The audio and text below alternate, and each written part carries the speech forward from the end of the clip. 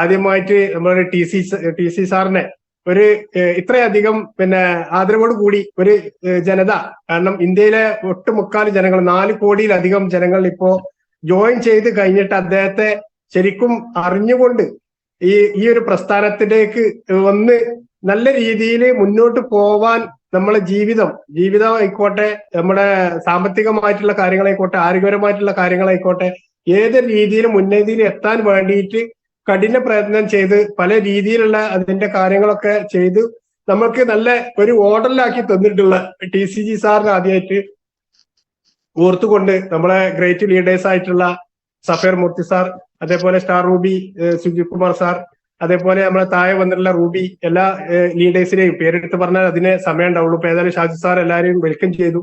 ഇവരെല്ലാവരെയും ഞാനും കൂടി കൂടി വെൽക്കം ചെയ്യാണ്. അതുപോലെ ഇന്നത്തെ ഒരു പ്രോഗ്രാം കിട്ടിയത് ഞാൻ നല്ലൊരു ഭാഗ്യമായിട്ട് കാണുകയാണ്. ഏതായാലും ഞാൻ ഇന്നൊന്ന് പരിചയപ്പെടുത്താം. എന്റെ പേര് മുജീബ് മാട്ടുമ്മൽ. ഞാനത് പറഞ്ഞിട്ടേ ഞാൻ എന്റെ പ്രോഗ്രാം തുടങ്ങാറുള്ളൂ. കാരണം അത് എനിക്കുള്ളൊരു മോട്ടിവേഷൻ ഞാൻ തന്നെ കൊടുക്കുന്നതാ. അതങ്ങനെ പറഞ്ഞെങ്കിലേ എനിക്കത് മുന്നോട്ട് പോകാൻ സാധിക്കുള്ളൂ. അത് പറഞ്ഞ് ശീലമായി മാറി. അതുപോലെ നമ്മളെ ഈ ഒരു പ്രോഗ്രാമില് ഇപ്പോ ഞങ്ങള് 10 മക്കളിൽ 4ാമത്തെ ആളാണ് ഞാന്. 7 ആൺകുട്ടികളും 3 പെൺകുട്ടികളും അടങ്ങുന്ന ഉമ്മയും വാപ്പ മരിച്ചുപോയി അടങ്ങുന്ന ഒരു കുടുംബം. ബിസിനസ് ഫാമിലിയാണ്. ചെറുപ്പത്തിലെ പ്രസവിച്ച് വീണതേ ബിസിനസ്സിലേക്കാണ് എന്ന് പറഞ്ഞാൽ വാപ്പായിട്ട് ഉണ്ടാക്കിയിട്ടുള്ള ബിസിനസ്.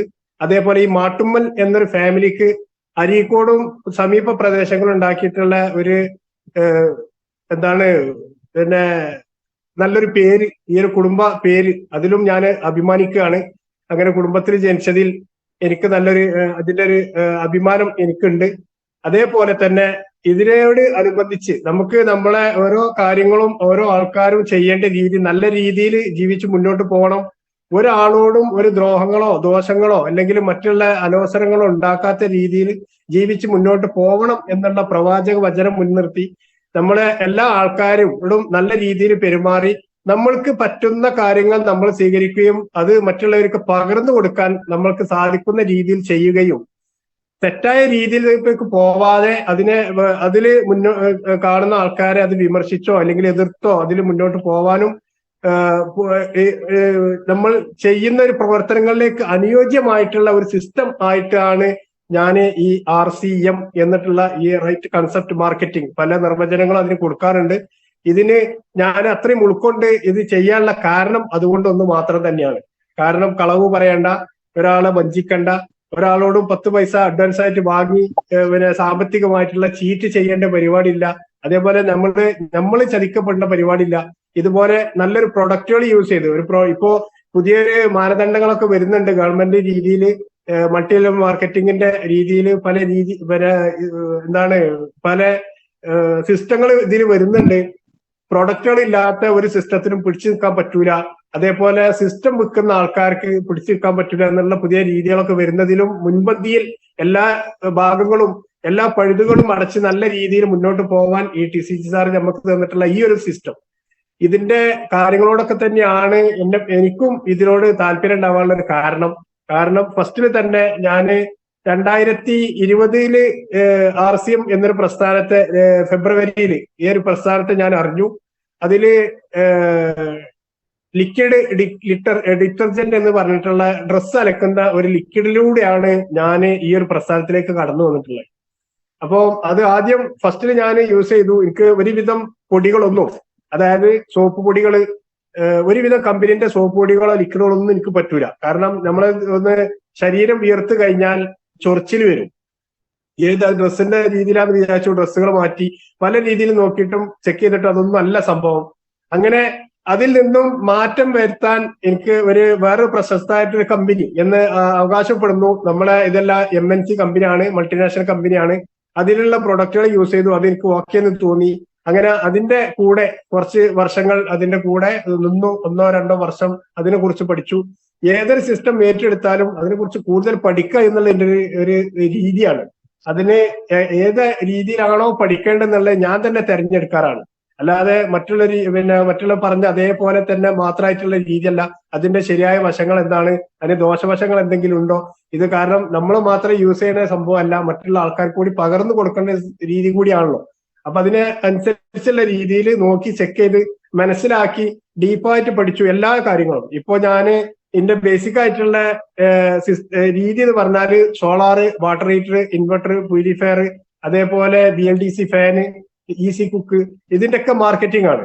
ഞാന് 15-16 വയസ്സിൽ SSLC കഴിഞ്ഞതിന് ശേഷം 5 മാസം ഞാൻ PDC, അന്ന് PDC ആണ്, +2 അല്ല, PDCക്ക് ഞാൻ പോയിട്ടുള്ളൂ. ഈ 5 മാസം കഴിഞ്ഞതിന് ശേഷം എന്റെ കൂടെ ഒപ്പം ഇരുന്നിരുന്ന ഒരു സുഹൃത്ത് ബ്രെയിൻ ട്യൂമർ ആയിട്ട് പെട്ടെന്ന് മരണത്തിന് കീഴടങ്ങി. അത് കഴിഞ്ഞതിന് ശേഷം ഞാനും ഞങ്ങൾ അപ്പുറത്തും ഇപ്പുറത്തും ഇരുന്നതിന് 2 പേര് അതോടുകൂടി പഠനം നിർത്തേണ്ടി വന്നു. കാരണം ക്ലാസ്സിലൊക്കെ അറ്റൻഡ് ചെയ്യാൻ കഴിയാത്ത ആ ഒരു മനോവിഷമം 15-16 വയസ്സായ പ്രായത്തിൽ ഏജിലുള്ള ആൾക്കാർക്ക് ആ ഒരു ലെവലിൽ ആലോചിച്ചാൽ അറിയാം. അവിടുന്ന് പഠനം പൂർത്തിയാക്കാൻ കഴിഞ്ഞില്ല. ഇസ്ലാമിക് ഹിസ്റ്ററി ആയിരുന്നു എടുത്തിരുന്നത്. എനിക്ക് നല്ല ഇഷ്ടപ്പെട്ട ഒരു വിഷയമായിരുന്നു. അതിൽ പൂർത്തീകരിക്കാൻ സാധിക്കാതെ വന്നു. അതൊരു നഷ്ടമായിട്ട് കണ്ടില്ല. കാരണം ഏറ്റവും കൂടുതൽ ഒപ്പം 10 വർഷം 1ാം ക്ലാസ് മുതൽ സ്കൂള്, മദ്രസ എല്ലാ രീതിയിലും ട്യൂഷന് പോണ സമയത്തും എല്ലാം ഒന്നിച്ച് ഒരേ സമയത്തും ഒപ്പം ഉണ്ടായിരുന്ന, വായിക്കാനും പഠിക്കാനും ഒന്നുകിൽ എന്റെ വീട്ടിൽ വരും, അല്ലെങ്കിൽ അവരുടെ വീട്ടിൽ ഞാൻ അങ്ങോട്ട് പോകും. ഇങ്ങനെ ചെയ്യുന്ന ഒരു വ്യക്തിയായിരുന്നു. അദ്ദേഹത്തിന്റെ മരണം എന്റെ തുടർ പഠനം നിർത്തേണ്ടി വന്നു. അങ്ങനത്തെ സാഹചര്യത്തിലാണ് വാപ്പാക്ക് ഇവിടെ കച്ചവടം, അരീക്കോട് പലചരക്ക് കച്ചവടം ഉണ്ടായിരുന്നു. ഈ കച്ചവടത്തിന് വാപ്പാനെ കൂടെ സഹായിക്കാൻ അങ്ങനെ നിന്നു. അങ്ങനെ ക്രമേണ പോയി ലാസ്റ്റ് ഈ ബിസിനസ്സുമായിട്ട് ഞാനും മുന്നോട്ട് പോയി. ഈ പോയി നിൽക്കുന്ന സമയത്താണ് പിന്നെ കൂട്ടത്തിലുള്ളതല്ലാത്ത രീതിയിൽ നമുക്കൊന്ന് സ്വന്തമായിട്ട് ചെയ്യണമല്ലോ, എന്തെങ്കിലുമൊക്കെ നേട്ടങ്ങൾ ഉണ്ടാകണ്ടേ. അപ്പൊ അതിനുള്ള രീതിയിൽ ഞാന് ചെറുതായിട്ടുള്ള ഒരു ലെവലില് ഒരു ചെറിയൊരു ജൈവവളത്തിന്റെ ഒരു ഏജൻസി, തൃശ്ശൂരുള്ള കമ്പനിയുടെ ജൈവവളത്തിന്റെ ഒരു ഏജൻസി എടുത്തു. ഈ ഏജൻസി എടുത്ത് അതിനു മുമ്പ് ഞാന് LICയുടെ ഏജന്റായിട്ട് കടയിൽ നിൽക്കുന്ന സമയത്ത് തന്നെ LIC ഏജന്റ് ആയിട്ട്, കാരണം ഒഴിവുള്ള സമയം ചെയ്താൽ മതിയല്ലോ. ഫ്രീ ആയിട്ട് നിൽക്കുക എന്നുള്ളത് എന്റെ ജീവിതത്തിൽ ഇന്ന് വരെ ഉണ്ടായിട്ടില്ല. ഏത് സമയവും തിരക്കായിട്ട് ഇങ്ങനെ പോവുക, അതായത് എന്തെങ്കിലും ഒന്ന് ചെയ്തുകൊണ്ട് നിൽക്കുക, വെറുതെ നിൽക്കുന്ന ഒരു പരിപാടിയോ കാര്യങ്ങളോ എന്റെ ജീവിതത്തിൽ ഉണ്ടായിട്ടില്ല. അത് ഒന്നുമില്ലെങ്കിലും വെറുതെ എന്തെങ്കിലും സാധനം വെച്ചത് അപ്പുറത്തേക്ക് മാറ്റി അത് ഇപ്പുറത്തേക്ക് എടുത്തു വെച്ചു, ഇങ്ങനെയുള്ള രീതിയിൽ എന്തെങ്കിലും എന്റെ ടൈം ഞാനങ്ങനെ ചെലവഴിക്കും.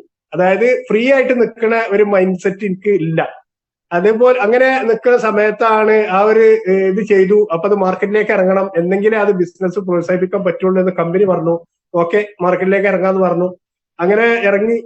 അന്നൊന്നും വേറെല്ല പ്രശ്നങ്ങളൊന്നുമില്ല. കാരണം നമ്മൾ ഇടുന്ന ഡ്രസ് കോഡോ കാര്യങ്ങളോ ഒന്നുമില്ല. കാരണം നമ്മൾ കർഷകരുടെ അടുത്തേക്കാണ് അധികം പോവുക. കാരണം ജൈവവളത്തിന്റെ ഒരു ഡിസ്ട്രിബ്യൂഷൻ അല്ലേ ചെയ്യണേ. അങ്ങനെ അതിന്റെ രീതിയിൽ അങ്ങനെ പോവുക ചെയ്യാം. അതേപോലെ LICക്ക് വന്ന സമയത്തും അതുപോലെ തന്നെയാണ്. പാൻസ് ഇടണം എന്ന് പറഞ്ഞു. ഞാൻ പാൻസ് ഇട്ടിട്ടുള്ള പരിപാടിക്കൊന്നും ഞാനില്ല. അങ്ങനെയാണെന്നുണ്ടെങ്കിൽ ഞാൻ ഇവിടെ കടയിൽ തന്നെ നിന്നോളാം. കാരണം എനിക്ക് ഏറ്റവും ഇഷ്ടപ്പെട്ട വേഷം കള്ളിത്തുണിയും ബനിയനുമാണ്. അപ്പൊ കടയിലാവുമ്പോ അത് മതി. അങ്ങനെയാണ് അത് ശീലമായി മാറിയ സംഭവമായിരുന്നു. അത് കഴിഞ്ഞു. ഞാൻ അങ്ങനെ പോകുന്ന സമയത്താണ് അത് കള്ളിത്തുണിയുള്ള വെള്ളമുണ്ടാക്കി, ബനിയനുള്ളത് ഷർട്ടാക്കി. അങ്ങനെ ഒരു ചേഞ്ച് മാത്രം. ഞാൻ ഒരുപാട് വർഷം അങ്ങനെ ഒരു ചേഞ്ച് ചെയ്ത രീതിയിൽ അവസ്ഥയിൽ ഞാൻ പോയി.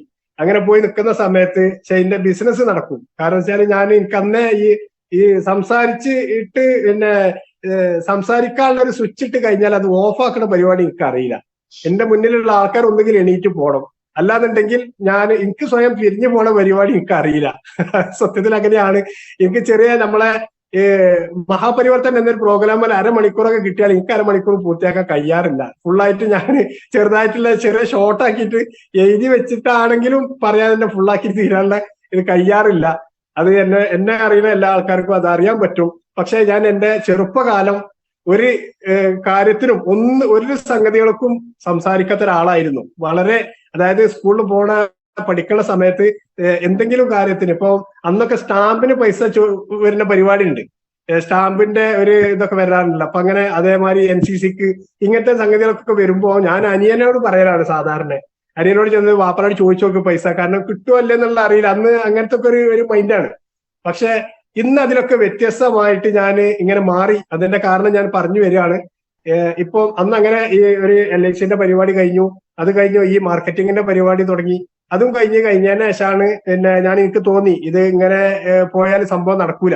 കാരണം ഇതൊന്നും കൂടുതൽ നിൽക്കാതെ നമ്മളെ പണം മുടക്കിയിടുക, അതേപോലെ കർഷകർക്ക് കൊടുത്തു കഴിഞ്ഞാൽ ചിലപ്പോൾ ക്യാഷ് കിട്ടും, ചിലപ്പോൾ ക്യാഷ് കിട്ടൂല.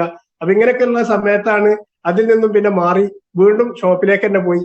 അങ്ങനെ അത് നിൽക്കുന്നതിന്റെ ഇടയിലാണ് കുറച്ച് കാലങ്ങളൊക്കെ കഴിഞ്ഞതിന് ശേഷം വാപ്പാന്റെ മരണം ഉണ്ടായി.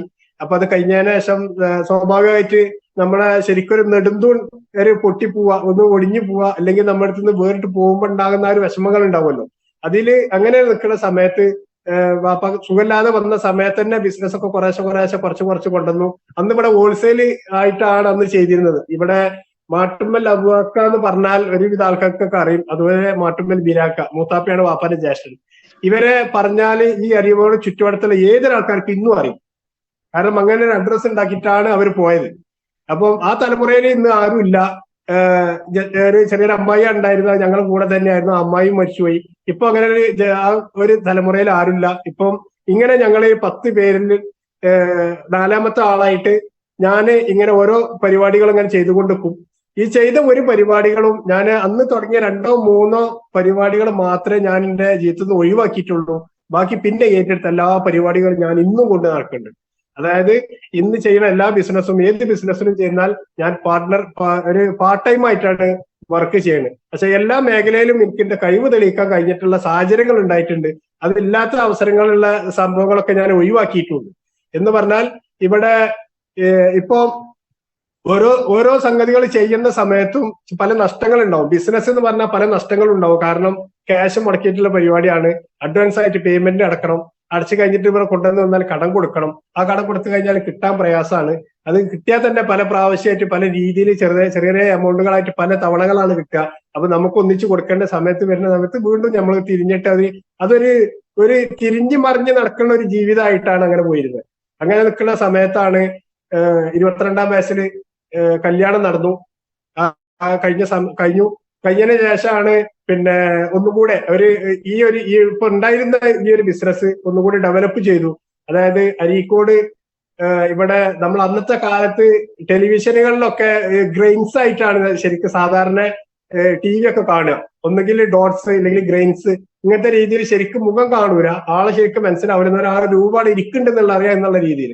അങ്ങനെയുള്ള സമയത്ത് ഞാനും എൻ്റെ ഒരു കൂട്ടുകാരനുണ്ടായിരുന്നു, ജോസ് എന്ന് പറഞ്ഞിട്ടുള്ള വെറ്റിലപ്പാറിലെ. അങ്ങനെ ഞങ്ങൾ ഒന്നിച്ചിങ്ങനെ നിൽക്കുന്ന സമയത്ത് ഇങ്ങനെ പറഞ്ഞതായിരുന്നു ഇങ്ങനത്തെ ഒരു സംഭവം, പുതിയൊരു കേബിൾ TV എന്ന് പറഞ്ഞൊരു സംഭവം വന്നിട്ടുണ്ട്, ഡിഷാൻഡിനെ വെച്ചിട്ടുള്ള എന്നുള്ളൊരു പറഞ്ഞ്. അങ്ങനെ വന്ന സമയത്താണ് അതിനെ കുറിച്ചൊന്ന് ആലോചിക്കാന്ന് പറഞ്ഞു. അങ്ങനെ ഞങ്ങൾ വീട്ടിൽ ഒരു 3 ഡിഷാൻഡിനെ കയറ്റി. അത് കഴിഞ്ഞോടുകൂടി തന്നെ ആൾക്കാർക്ക് ഭയങ്കര അത്ഭുതം. ഇതിപ്പോ എന്താ ഇവിടെ അടുത്തുകൂടി കാണാത്തൊരു സംഭവമാണല്ലോ. വീടിന്റെ മേലെ ആദ്യം ഒരു ഡിഷാൻഡിനെ കയറ്റി. അത് കഴിഞ്ഞ് പിന്നെ 2ാമതും വന്നു. 3ാമത്തത് വേറൊന്നും വന്നു.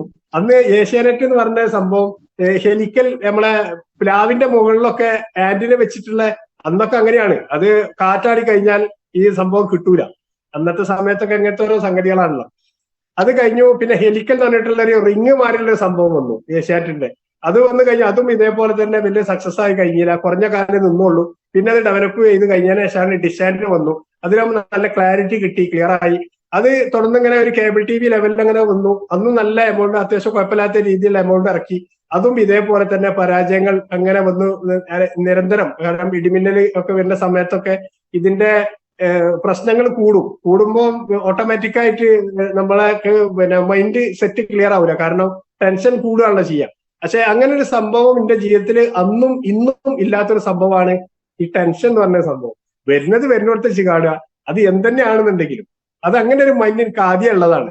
പക്ഷെ എന്തുണ്ടെന്ന് വെച്ചാല് ഇതില് അതും നല്ലൊരു പ്രഷറായിട്ട് വന്ന സമയത്ത് എനിക്ക് ഇവിടുന്ന് ചില ദിവസങ്ങൾ മാറി നിൽക്കേണ്ട അവസ്ഥകൾ വരെ വന്നിട്ടുണ്ടായിരുന്നു. അന്ന് മുതൽ എനിക്ക് മനസ്സിലായി ഈ സ്ട്രെസ്, ടെൻഷൻ എന്നൊക്കെ പറയുന്ന സംഭവം വന്നു കഴിഞ്ഞാലുള്ള ബുദ്ധിമുട്ടുകൾ എന്താന്നുള്ളത്. കാരണം അത് ശരിക്കും അനുഭവിക്കേണ്ട സാഹചര്യങ്ങൾ വന്നു ആ സമയത്ത്. അതുപോലെ അത് കഴിഞ്ഞതിന് ശേഷമാണ് ഞാൻ ഈ ഒരു കേബിൾ TVന്റെ ഈ ഒരു പരിപാടികൾ കഴിഞ്ഞതിന് ശേഷമാണ് ഈ ഡിഷാൻഡിന് ഉണ്ടാക്കി കൊടുക്കണ ഒരാളെ പരിചയപ്പെട്ടു. ആൾക്ക് ഈ കാര്യങ്ങളൊക്കെ അറിയാം, ഇടക്കലുള്ള ആളാണ്. അങ്ങനെ ആളായിട്ട് പരിചയപ്പെട്ടു. ഇവിടെ സർവീസിൽ വന്ന് കഴിഞ്ഞതിന് ശേഷം അയാളെ വെച്ചിട്ട് എന്താക്കി, ഒരു ഡിഷാൻഡിന്റെ മേക്കിംഗ് യൂണിറ്റ് ഉണ്ടാക്കി. സിഗ്നോ എന്ന് പറഞ്ഞിട്ട് ഒരു പേരിട്ടു. അങ്ങനെ ഒരു വീട് വാടകയ്ക്ക് എടുത്തു, പോലീസ് സ്റ്റേഷന്റെ തൊട്ട് മേലായിട്ട് അരീക്കോട്. ഇങ്ങനെ ഒരു പരിപാടി തുടങ്ങി. ഇത് തുടങ്ങി കഴിഞ്ഞതിന് ശേഷം അതും ഫസ്റ്റ് തന്നെ ഒരു ഓർഡർ കിട്ടി. ആ കിട്ടിയ ഓർഡറിന് ഫുൾ പേയ്മെന്റ് ഒരു മഞ്ചേരിയുള്ള ഒരു ജ്വല്ലറിന്റെ ഓണർ തന്നു. ആള്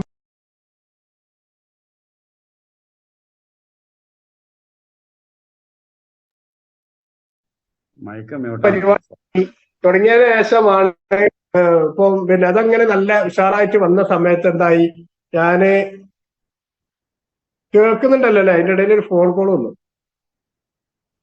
കേൾക്കുന്നുണ്ടല്ലോ? ആ, ഓക്കെ ഓക്കെ ഓക്കെ. അപ്പൊ അങ്ങനെ നിൽക്കുന്ന സമയത്താണ് ഇങ്ങനെ ഈ ഒരു ഇത് വന്നു. അങ്ങനെ എനിക്കൊരു അന്ന് വളരെ ചെറുപ്പമാണ്, അന്നൊന്നും പിന്നെ കല്യാണം കഴിഞ്ഞിട്ട് 22-25 വയസ്സായിട്ടില്ല, അതിന്റെ ഇടയിലാണ്. അന്ന് ആ സമയത്ത് പിന്നെ ഞാൻ ഒരു ജീപ്പ് എടുത്തു. അതെടുത്ത് കഴിഞ്ഞതിന് ശേഷം പിന്നെ കോയമ്പത്തൂർ പോക്കാണ്. കോയമ്പത്തൂർ പോയിട്ട് സാധനങ്ങൾ കൊണ്ടുവരും, മറന്നു ഇവിടെ കൊണ്ടുവന്നിട്ട് ഇതിങ്ങനെ ചെയ്യും. ഇങ്ങനെ അത് നല്ല രസമുള്ള ഒരു ബിസിനസ് ആയിട്ട് എനിക്ക് തോന്നി. കാരണം നല്ല തിരക്കുള്ള സമയങ്ങളാണല്ലോ. അങ്ങനെ അതായിട്ട് അങ്ങനെ പോയി. അങ്ങനെയൊക്കെ മുന്നോട്ട് പോയി നിൽക്കുന്ന സമയത്താണ് ചെറിയ പെങ്ങൾക്ക് ഒരു കല്യാണാലോചന വരുന്നത്. അന്ന് ആ സമയത്ത് എനിക്ക് തോന്നി, ഇവിടെ നാട്ടിൽ നിന്ന് കഴിഞ്ഞാൽ കെട്ടിക്കാനുള്ള, അപ്പൊ വാപ്പല്ലാത്തതാണല്ലോ, അപ്പൊ കെട്ടിക്കാന്റെ ഒരു സമയം വന്ന സമയത്ത് എനിക്കിങ്ങനെ തോന്നി ഇവിടെ നിന്നാ നടക്കൂല. അപ്പൊ അതുകൊണ്ട് ഇനിയിപ്പം ഈ ആങ്ങളാരായിട്ടുള്ള ആൾക്കാർ നോക്കണല്ലോ, അങ്ങനെയാണല്ലോ പിന്നെ ഉണ്ടാകുക. അപ്പൊ എനിക്കൊരു തോന്നല്, എനിക്ക് ഒറ്റക്ക് കെട്ടിക്കണം ചെറിയ പെങ്ങളെ, എനിക്ക് ഒറ്റക്ക് കല്യാണം കഴിക്കാനുള്ള ഫുൾ എമൗണ്ട് എനിക്ക് ഉണ്ടാക്കണം എന്നുള്ളൊരു തീരുമാനം മനസ്സിന് വന്നു. അതിനുശേഷം ഒരു ഇന്റർവ്യൂ അറ്റൻഡ് ചെയ്തു ഗൾഫിലേക്കുള്ള. അങ്ങനെ ഗൾഫിലേക്ക് അത് പേപ്പർ ശരിയായി, റിയാദിലേക്കായിരുന്നു. അങ്ങനെ അവിടെ പോയി പേപ്പറൊക്കെ കിട്ടി റെഡിയായി. അവിടെ ഒരു 1 വർഷം 5 മാസം നിന്നു. അതിന്റെ ഇടയിൽ ഈ കല്യാണത്തിനുള്ള കാര്യം അതെനിക്ക് പൂർത്തീകരിക്കാൻ കഴിയില്ല. അതിന്റെ താഴെ എന്റെ നേരെ താഴെയുള്ള ഒരു അന്യനുണ്ട്, സുൽഫിക്കർ എന്ന് പറയും. ഈ പ്ലാറ്റ്ഫോമിന്റെ ചില ആൾക്കാർക്കൊക്കെ അറിയാം. ഞങ്ങൾ രണ്ടാളും കൂടി ആ ഒരു കല്യാണം നടത്താനുള്ള ഒരു സാഹചര്യങ്ങൾ ഞങ്ങൾക്ക് കിട്ടി. അങ്ങനെ രണ്ടാളും കൂടി അത് നടത്തി. അത് കഴിഞ്ഞതിന്റെ ബാക്കിൽ എനിക്ക് അവിടെ പാരവെപ്പിലൂടെ എനിക്ക് ഇങ്ങോട്ട് നാട്ടിലേക്ക് തിരിച്ചു പോരേണ്ടി വന്നു. അപ്പം ഈ ഇത്രയും പറഞ്ഞതിന്റെ ഇടയിൽ തന്നെ എന്തെല്ലാം സാഹചര്യങ്ങൾ തരണം ചെയ്ത് നമ്മൾ വന്നു. ഈ വന്ന സമയത്തൊക്കെ പിന്നെ നമ്മളെ ഇങ്ങനെ ഓരോ കാര്യങ്ങൾ ഉണ്ടാകുന്ന സമയത്താണല്ലോ ഓരോ ആൾക്കാർക്കും അതിന്റെ ബുദ്ധിമുട്ടുകളോ കാര്യങ്ങളൊക്കെ ഉണ്ടാകുക. ഇങ്ങനെ നിൽക്കുന്ന സമയത്താണ് അത് കഴിഞ്ഞു. അത് കഴിഞ്ഞ് വന്നതിന്റെ പിന്നീടാണ് ഇവിടെ ഒരു ബിസിനസ് തുടങ്ങണം എന്നുള്ള ലെവലില് വൈഫിന്റെ സ്വർണ്ണമൊക്കെ വിറ്റു. കഴിഞ്ഞ ശേഷം ഇവിടെ അരീക്കോട് തന്നെ സൗത്ത് പുത്തലം എന്ന് പറഞ്ഞ സ്ഥലത്ത് ഒരു പലചരക്ക് കച്ചവടം ഇട്ടു, സ്വന്തമായിട്ട് ഒരു കട ഇട്ടു. അതും അങ്ങനെ തുടങ്ങി നിൽക്കുന്ന സമയത്താണ് അവിടെ ഒരു പാർട്ട്ണർഷിപ്പ് നമ്മളെ, അതായത് പിന്നെ എന്താണ് നമ്മുടെ പിന്നെ വാപ്പ മരിച്ചു കഴിഞ്ഞാൽ ഉണ്ടാവും നമ്മളെ സ്വത്ത് ഭാഗം ചെയ്യണേ. ഈ ഭാഗം ചെയ്യണ സമയം വന്ന സമയത്ത് എനിക്കൊന്നും കൂടി പോകണമെന്ന് തോന്നി. ആ സമയത്ത് ഞാൻ എന്റെ ജ്യേഷ്ഠനെ ഏൽപ്പിച്ചു, ആ കട ഏൽപ്പിച്ചു. കഴിഞ്ഞ് ഞാൻ തിരിച്ചുപോയി. അന്ന് അദ്ദേഹത്തിന്റെ അടുത്തുണ്ടായിരുന്ന സ്ഥലം, ഞാൻ ഇന്ന് നിൽക്കുന്ന വീട് അദ്ദേഹത്തിന്റെ സ്ഥലമായിരുന്നു. അത് ഉമ്മ മദ്യം പറഞ്ഞു, അത് പിന്നെ ഈ സ്ഥലം ഞാൻ ഏറ്റെടുത്തു. അതേപോലെ വീട് ഷോപ്പ് ജ്യേഷ്ഠന് കൈമാറി. അങ്ങനെ ഈ വീട് തമ്മിൽ ഒരു 1,35,000 അതാണ് അന്ന് വന്നിട്ടുള്ളത്. ആകെ 15 സെന്റ് സ്ഥലത്തിന് എനിക്ക് അന്ന് വന്ന എമൗണ്ട് അതാണ്. ഇതൊക്കെ പറഞ്ഞു വരുന്നതിന്റെ കാരണം ഞാൻ ബാക്കിൽ അവസാനം വരുന്നുണ്ട്. ഇതിന്റെയൊക്കെ റിസൾട്ടുകൾ എന്താന്നുള്ളതിന്റെ ബാക്കിൽ വരുന്നുണ്ട്. കാരണം ഇത് ഞാനിപ്പോ എങ്ങനെ ആയി വരാനും ഇങ്ങനെ ആകാനുള്ള കാരണങ്ങൾ എന്താന്നുള്ളതാണ്. നമ്മൾ ചെയ്തു പോന്ന ചെറുപ്പത്തിലെ നമ്മൾ അനുഭവിച്ചു പോന്ന ഓരോ കാര്യങ്ങളും അതിലൂടെ നമുക്ക് ഉണ്ടായിട്ടുള്ള മാറ്റങ്ങൾ, ഇന്ന് എന്ത് മാറ്റങ്ങളാണ് നമ്മുടെ ജീവിതത്തിൽ വന്നത് എന്നുള്ളതും ഈ മാറ്റം വരാനും വരുത്താനും നമ്മളെ സാഹചര്യങ്ങളും സംഭവങ്ങളും എങ്ങനെ ആയി എന്നുള്ളതൊക്കെ അറിയാനും വേണ്ടിയിട്ടാണ് ഞാൻ ഇങ്ങനെ ഇതാക്കിയിട്ട് പറയുന്നത്. ഇതും ഞാൻ ഷോർട്ടായിട്ടാണ് പറയുന്നത്. വിശദീകരിച്ച് പറയാന്നുണ്ടെങ്കിൽ എനിക്ക് ഇന്നത്തെ ദിവസം ഫുൾ ടൈം വേണ്ടി വരും. അതുകൊണ്ട് ഞാൻ ഇതും ഷോർട്ടായിട്ടാണ് ഞാൻ പറയുന്നത്. അത് അങ്ങനെ അത് നിൽക്കുന്ന സമയത്താണ്, അത് കഴിഞ്ഞതിന്റെ ബാക്കിലാണ് പിന്നെ ഈ ഒരു എന്താണ് ഇപ്പം പിന്നെ അന്നത്തെ ഈ ബിസിനസ്സുകൾ അത് കഴിഞ്ഞു. ഗൾഫിലേക്ക് പോയി, വീണ്ടും രണ്ടാമത് വേറെ വന്നു, പിന്നെ വീണ്ടും ബിസിനസ് തുടങ്ങി. ഇത് തുടങ്ങി കഴിഞ്ഞതിന് ശേഷമാണ്, ഈ ഭാഗം വെക്കൽ കഴിഞ്ഞതിന് ശേഷമാണ് വീണ്ടും എനിക്ക് ഒന്നുകൂടി പോകാൻ തിരക്കല്ല തോന്നി. ആ സമയം ഒന്നുകൂടി പോയി. ആ പോയി കഴിഞ്ഞതിന് ശേഷം ഒരു 3-3.5 കൊല്ലം അവിടെ തുടർച്ചയായിട്ട് നിന്നു. ആ നിന്ന് കഴിഞ്ഞതിന് ബാക്കിലാണ് ഞാൻ എന്റെ വീടൊക്കെ ഒന്ന് സെറ്റ് ചെയ്തു. വീടൊക്കെ ഒന്ന് ഏതാണ്ട് ഒരു കുഴപ്പമില്ലാത്ത രീതിയിലാക്കി. അത് കഴിഞ്ഞ് വന്നു. ഇവിടെ വന്ന് കഴിഞ്ഞതിന് ശേഷം ഞാൻ നമുക്ക് ഈ ഫ്രീ ആയിട്ട് എന്തെങ്കിലുമൊക്കെ തരുന്നതാക്കണൊക്കെ ഒരു ഇതുണ്ടല്ലോ, ചിലപ്പോ ഈ കുടിക്കലൊക്കെ ഉണ്ടാകുന്ന സമയത്ത് നമുക്കൊരു ഗിഫ്റ്റുകളൊക്കെ തരുന്നത്, അങ്ങനത്തെ ഇതികളോടൊന്നും എനിക്ക് വലിയ താല്പര്യമല്ല. അതായത് ഫോർമാലിറ്റീസ് എനിക്ക് തീരെ താല്പര്യമില്ലാത്ത ഒരാളാണ്. ഒരാൾക്ക് എന്തെങ്കിലും സഹായം ചെയ്യാൻ പറ്റുന്നുണ്ടെങ്കിൽ ചെയ്തു കൊടുക്കുക, കയ്യിനോടത്തോളം വാങ്ങാതെ നോക്കുക. നമ്മളെ TCG സാറ് പറയുന്ന സിസ്റ്റത്തിലുള്ള സംഭവം തന്നെയാണത്. ഇതുകൊണ്ടൊക്കെയാണ് അത് എനിക്ക് ഇഷ്ടപ്പെട്ടു എന്ന് പറയാനുള്ള, എനിക്ക് ഈ സിസ്റ്റം ഇഷ്ടപ്പെട്ടു എന്ന് പറയാനുള്ള കാരണം ഇതാണ്. കാരണം നമ്മളെ പ്രാൺഗീതത്തിന് പറയുന്നുണ്ട്, ഇവിടെ എല്ലാവരും സന്തോഷത്തോടെ ആയി ജീവിക്കണം, ജീവിതം സന്തോഷം സമാധാനം ഉള്ളതായിരിക്കണം, എല്ലാ ആൾക്കാർക്കും അവരുടെ ജോലി ചെയ്യാനുള്ള അവസരങ്ങൾ ഉണ്ടാകണം, അതേപോലെ തന്നെ സ്വന്തമായിട്ടുള്ള സ്വപ്നങ്ങൾ നിറവേറ്റാൻ ഒരാളെ മുമ്പിലും കൈ നീട്ടരുത്. നമ്മളെ പ്രാണഗീതത്തിന് ഫസ്റ്റ് പറയുന്ന വാക്കുകൾ അതാണ്. അത് ഞാൻ അന്നത്തെ ഈ ഒരു കാര്യങ്ങൾ ചെയ്ത സമയത്ത് എനിക്ക് കിട്ടിയ ഒരു ഞാൻ ആ പ്രാണഗീതം അതിന്റെ അർത്ഥം മനസ്സിലാക്കിയപ്പോഴാണ് എനിക്ക് ഇതിനെ കുറിച്ച് കൂടുതൽ അറിയണം എന്ന് തോന്നിയപ്പം എന്താക്കി, ഇങ്ങനെ ഈ ഒരു ഇത് കഴിഞ്ഞു, ആ ഗൾഫ് പോക്കും ജീവിതമൊക്കെ കഴിഞ്ഞു. ഇതിങ്ങനെ ഇടയ്ക്ക് ഗൾഫ് പോവാ തിരിച്ചു വരിക, ഇവിടെ വന്ന് കഴിഞ്ഞാൽ അന്നത്തതൊക്കെ നമ്മളെ നാടൻ ഭാഷയിൽ പറയേണ്ടത് നാട്ടിലെത്തി കഴിഞ്ഞാൽ ഒക്കെ പുട്ടടിച്ച് കഴിയും. കയ്യിലൊന്നും നീക്കിരിപ്പ് ഉണ്ടാവില്ല. ഗൾഫിൽ നിൽക്കുന്ന സമയത്ത് എന്തെങ്കിലുമൊക്കെ കാര്യങ്ങൾ നടക്കും. എത്ര ലക്ഷം ആണെന്നുണ്ടെങ്കിലും അവിടുന്ന് നമുക്ക് വാങ്ങാൻ കിട്ടും, ആരും വായ്പ തരും. പക്ഷെ നാട്ടിൽ വന്നു കഴിഞ്ഞാൽ നമ്മൾ വീണ്ടും പഴയ അവസ്ഥയിൽ തന്നെ ആവും. അപ്പോഴും നമ്മളെ കാര്യങ്ങളൊക്കെ ഇങ്ങനെ നടന്നു പോകും എന്നല്ലാതെ നീക്കിരിപ്പിനൊന്നും ഉണ്ടാവില്ല. ഇപ്പൊ ഞാൻ നേരത്തെ പറഞ്ഞു, ഒരു കല്യാണം നടത്തണമെന്നുണ്ടെങ്കിൽ ഇവിടെ നിന്ന് നിന്നാ ഒന്നും നടക്കൂല. അന്നും ഇവിടെ നല്ലൊരു ഏർപ്പാട് നിൽക്കുന്നുണ്ട്. പക്ഷെ എന്തെങ്കിലും പൈസ മാറ്റി വെക്കാനോ നീക്കി വെക്കാനോ കഴിയാത്തൊരവസ്ഥ. ഇന്നും അത് അനുഭവിക്കുന്ന ഒരുപാട് വ്യക്തികളുണ്ട് നമ്മുടെ നാട്ടില്. പുറമെ നല്ല പ്രൗഢിയിൽ നടക്കും, പക്ഷെ എന്തെങ്കിലും ഒരു കാര്യം വരുന്ന സമയത്ത് നല്ല ബാക്കോട്ട് നിൽക്കും. കാരണം എന്താ, അവർക്ക് കൊടുക്കാൻ കഴിയൂല. ഇപ്പത്തെ ഈ അവസ്ഥ ട്രഡീഷണൽ ബിസിനസ്സിലും ഒക്കെ കണ്ടുവരുന്ന ഒരു അവസ്ഥ അതാണ്. അത് ഒട്ടുമുക്കാൽ ആൾക്കാരും, ചില ആൾക്കാരുള്ള കാര്യങ്ങൾ പറയില്ല, ചില ആൾക്കാരെല്ലാം തുറന്നു പറയും, ചില ആൾക്കാരൊന്നും പറയില്ല. പറയാതെ നിൽക്കുന്ന ഒരുപാട് ആൾക്കാരുണ്ട്. പക്ഷെ അതിന്റെ ഒന്നും അർത്ഥം അവര് നല്ല ഹാപ്പിയിലാണ് എന്നുള്ളതല്ല. നമ്മൾക്ക് സാമ്പത്തികപരമായിട്ടുള്ള കാര്യങ്ങൾ മാത്രമല്ല, ഇതിന്റെ കൂടെ തന്നെ നമുക്ക് ഉണ്ടാകുന്ന ഓരോ അസുഖങ്ങൾ. ഇപ്പോ ഗൾഫിൽ അങ്ങനെ നിൽക്കുന്ന സമയത്താണ് എനിക്കൊരു ആക്സിഡന്റ് സംഭവിച്ചു.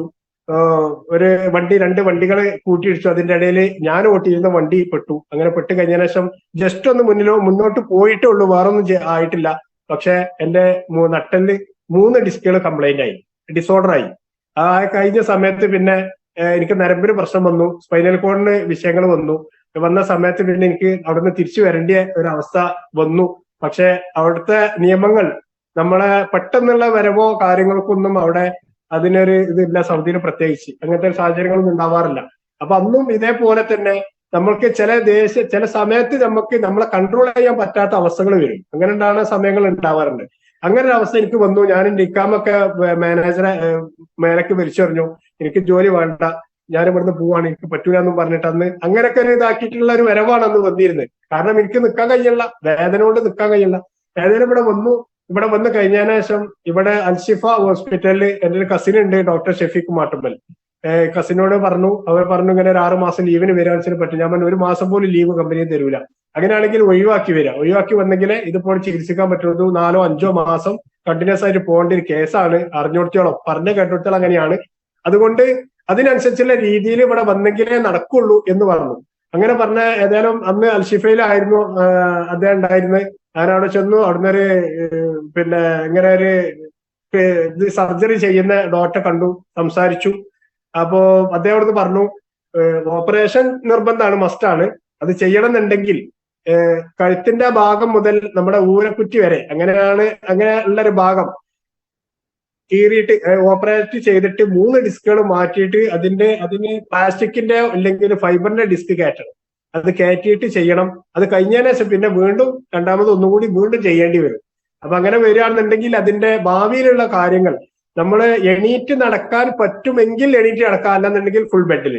അത് എത്ര കാലം ഡോക്ടർക്ക് അറിയില്ല, ഒരു ധൈര്യം തരാൻ പറ്റുന്നില്ല. അത് നിങ്ങളെ കോൺഫിഡൻസിനനുസരിച്ചാണ് ഉണ്ടാവുക എന്നാ പറഞ്ഞത്. അതായത് ഒന്നുകിൽ അങ്ങനെ കിടക്കന്നെ വേണ്ടി വരും, അല്ലാന്നുണ്ടെങ്കിൽ എണീറ്റ് നടക്കുകയാണെങ്കിൽ തന്നെ ഒരു പൊതുവായിട്ടുള്ള പരിപാടികൾ, കല്യാണം, സൽക്കാരങ്ങള്, അതേപോലെ പ്രകടനങ്ങള്, അതുപോലെ എന്തെങ്കിലും ഉദ്ഘാടന പരിപാടികള്, ഇങ്ങനത്തെ എന്തെങ്കിലും ആൾക്കൂട്ടം കൂടുന്ന സ്ഥലങ്ങളിലേക്ക് പോകാൻ പറ്റൂല. ഇങ്ങനെയൊക്കെ പറഞ്ഞ് നിൽക്കുന്ന സമയത്താണ് അതിന് ഓപ്പറേഷന് വേറെ എമൗണ്ട് വരുന്നുണ്ട്. 8-8.5 മണിക്കൂർ തിയേറ്ററിൽ ഉള്ള ഒരു ഇതാണ് വരിക. അപ്പൊ അതിനനുസരിച്ചുള്ള സെറ്റ് ചെയ്തിട്ടാണ് ചെയ്യുക എന്നൊക്കെ പറഞ്ഞു. ഇതൊക്കെ പറഞ്ഞു കഴിഞ്ഞ സമയത്തും ഞാൻ പറഞ്ഞു എനിക്ക് എന്റെ വേദന മാറിയാൽ മതി, വേറൊന്നും എനിക്ക് വിഷയമല്ല. അതിന് കീറുക മുറിക്ക് എന്ത് ചെയ്താലും കുഴപ്പമില്ല, എനിക്ക് വേദന മാറണം. കാരണം അസഹ്യമായ വേദനയായിരുന്നു അന്നത്തെ. ആ ഡിസ്കിന് കംപ്ലൈന്റ് വന്ന ആൾക്കാർക്ക് അറിയാൻ പറ്റും അതിന്റെ ബുദ്ധിമുട്ട് എന്താന്നുള്ളത്. ഒന്ന് ഇരിക്കൊടുത്ത് എണീക്കാനോ എണീച്ചെടുത്ത് കാല് മാറ്റി വെക്കാനോ, ഒരു സ്റ്റെപ്പ് നിൽക്കുന്ന സ്ഥലത്ത് നിന്ന് ഒരു കാല് മുന്നോട്ട് വെക്കാൻ എനിക്ക് പരസഹായം വേണ്ടി വന്നിരുന്നു. ഒരു സ്റ്റെപ്പ് മുന്നോട്ട് വെക്കാൻ. അതായത് ഇവിടെ ഞാൻ അങ്ങനെ നിൽക്കുന്ന സമയത്ത് ഇവിടെ ഉമ്മ എന്റെ അടുത്ത് ഉണ്ടായിരുന്നു. ഉമ്മാന്റെ തോളിൽ ഒരു കൈയിട്ടു, വൈഫിന്റെ തോളിൽ കൈയിട്ടു. ഉമ്മ ഒരു കാലെടുത്ത് വെക്കും, എന്റെ വൈഫ് മറ്റൊരു കാലെടുത്ത് വെക്കും, നടക്കാൻ പൂതിയായിട്ട്. അങ്ങനെ ജീവിച്ചു പോകുന്ന അങ്ങനത്തെ ഒരു സാഹചര്യം, സന്ദർഭങ്ങളൊക്കെ എന്റെ ജീവിതത്തിൽ കഴിഞ്ഞു പോയിട്ടുണ്ട്. ഇതൊക്കെ തരണം ചെയ്ത് അപ്പോഴും നമുക്ക് ജീവിതം ആർക്കും മടുക്കൂലല്ലോ. ഏത് സാഹചര്യം ആണെങ്കിലും ജീവിതം ആർക്കും മടുക്കൂല. ചില സാഹചര്യങ്ങൾ നമുക്ക് വരുന്ന കുറെ ബുദ്ധിമുട്ടുകൾ ഉണ്ടാവും, അത് സ്വാഭാവികമാണ്. ഇങ്ങനെയുള്ള സമയത്ത് അങ്ങനെ നിന്നതിന്റെ സമയത്താണ് ഇങ്ങനെ ഒരു ആയുർവേദ ചികിത്സയില് 11 മാസം കണ്ടിന്യൂസ് ആയിട്ട് ചികിത്സകൾ, അതായത് 41 ദിവസം ഉഴിച്ചില്, ഇതേപോലെ 40 ദിവസം റെസ്റ്റ്. അത് കഴിഞ്ഞ ശേഷം വീണ്ടും ഇളകി, അപ്പൊ വീണ്ടും 21 ദിവസം വീണ്ടും ഒഴിച്ചില്, 21 ദിവസം ഇത്. പിന്നെ പറഞ്ഞു ഇനി കുറച്ചു കാലം റെസ്റ്റ് എടുക്കുക, ഒന്നും ചെയ്യണ്ട, റെസ്റ്റ് എടുക്കുക, അല്ലാതെ ഒന്നും പറ്റൂല, അല്ലാതെ ചെയ്യാൻ പറ്റൂല എന്ന് പറഞ്ഞു.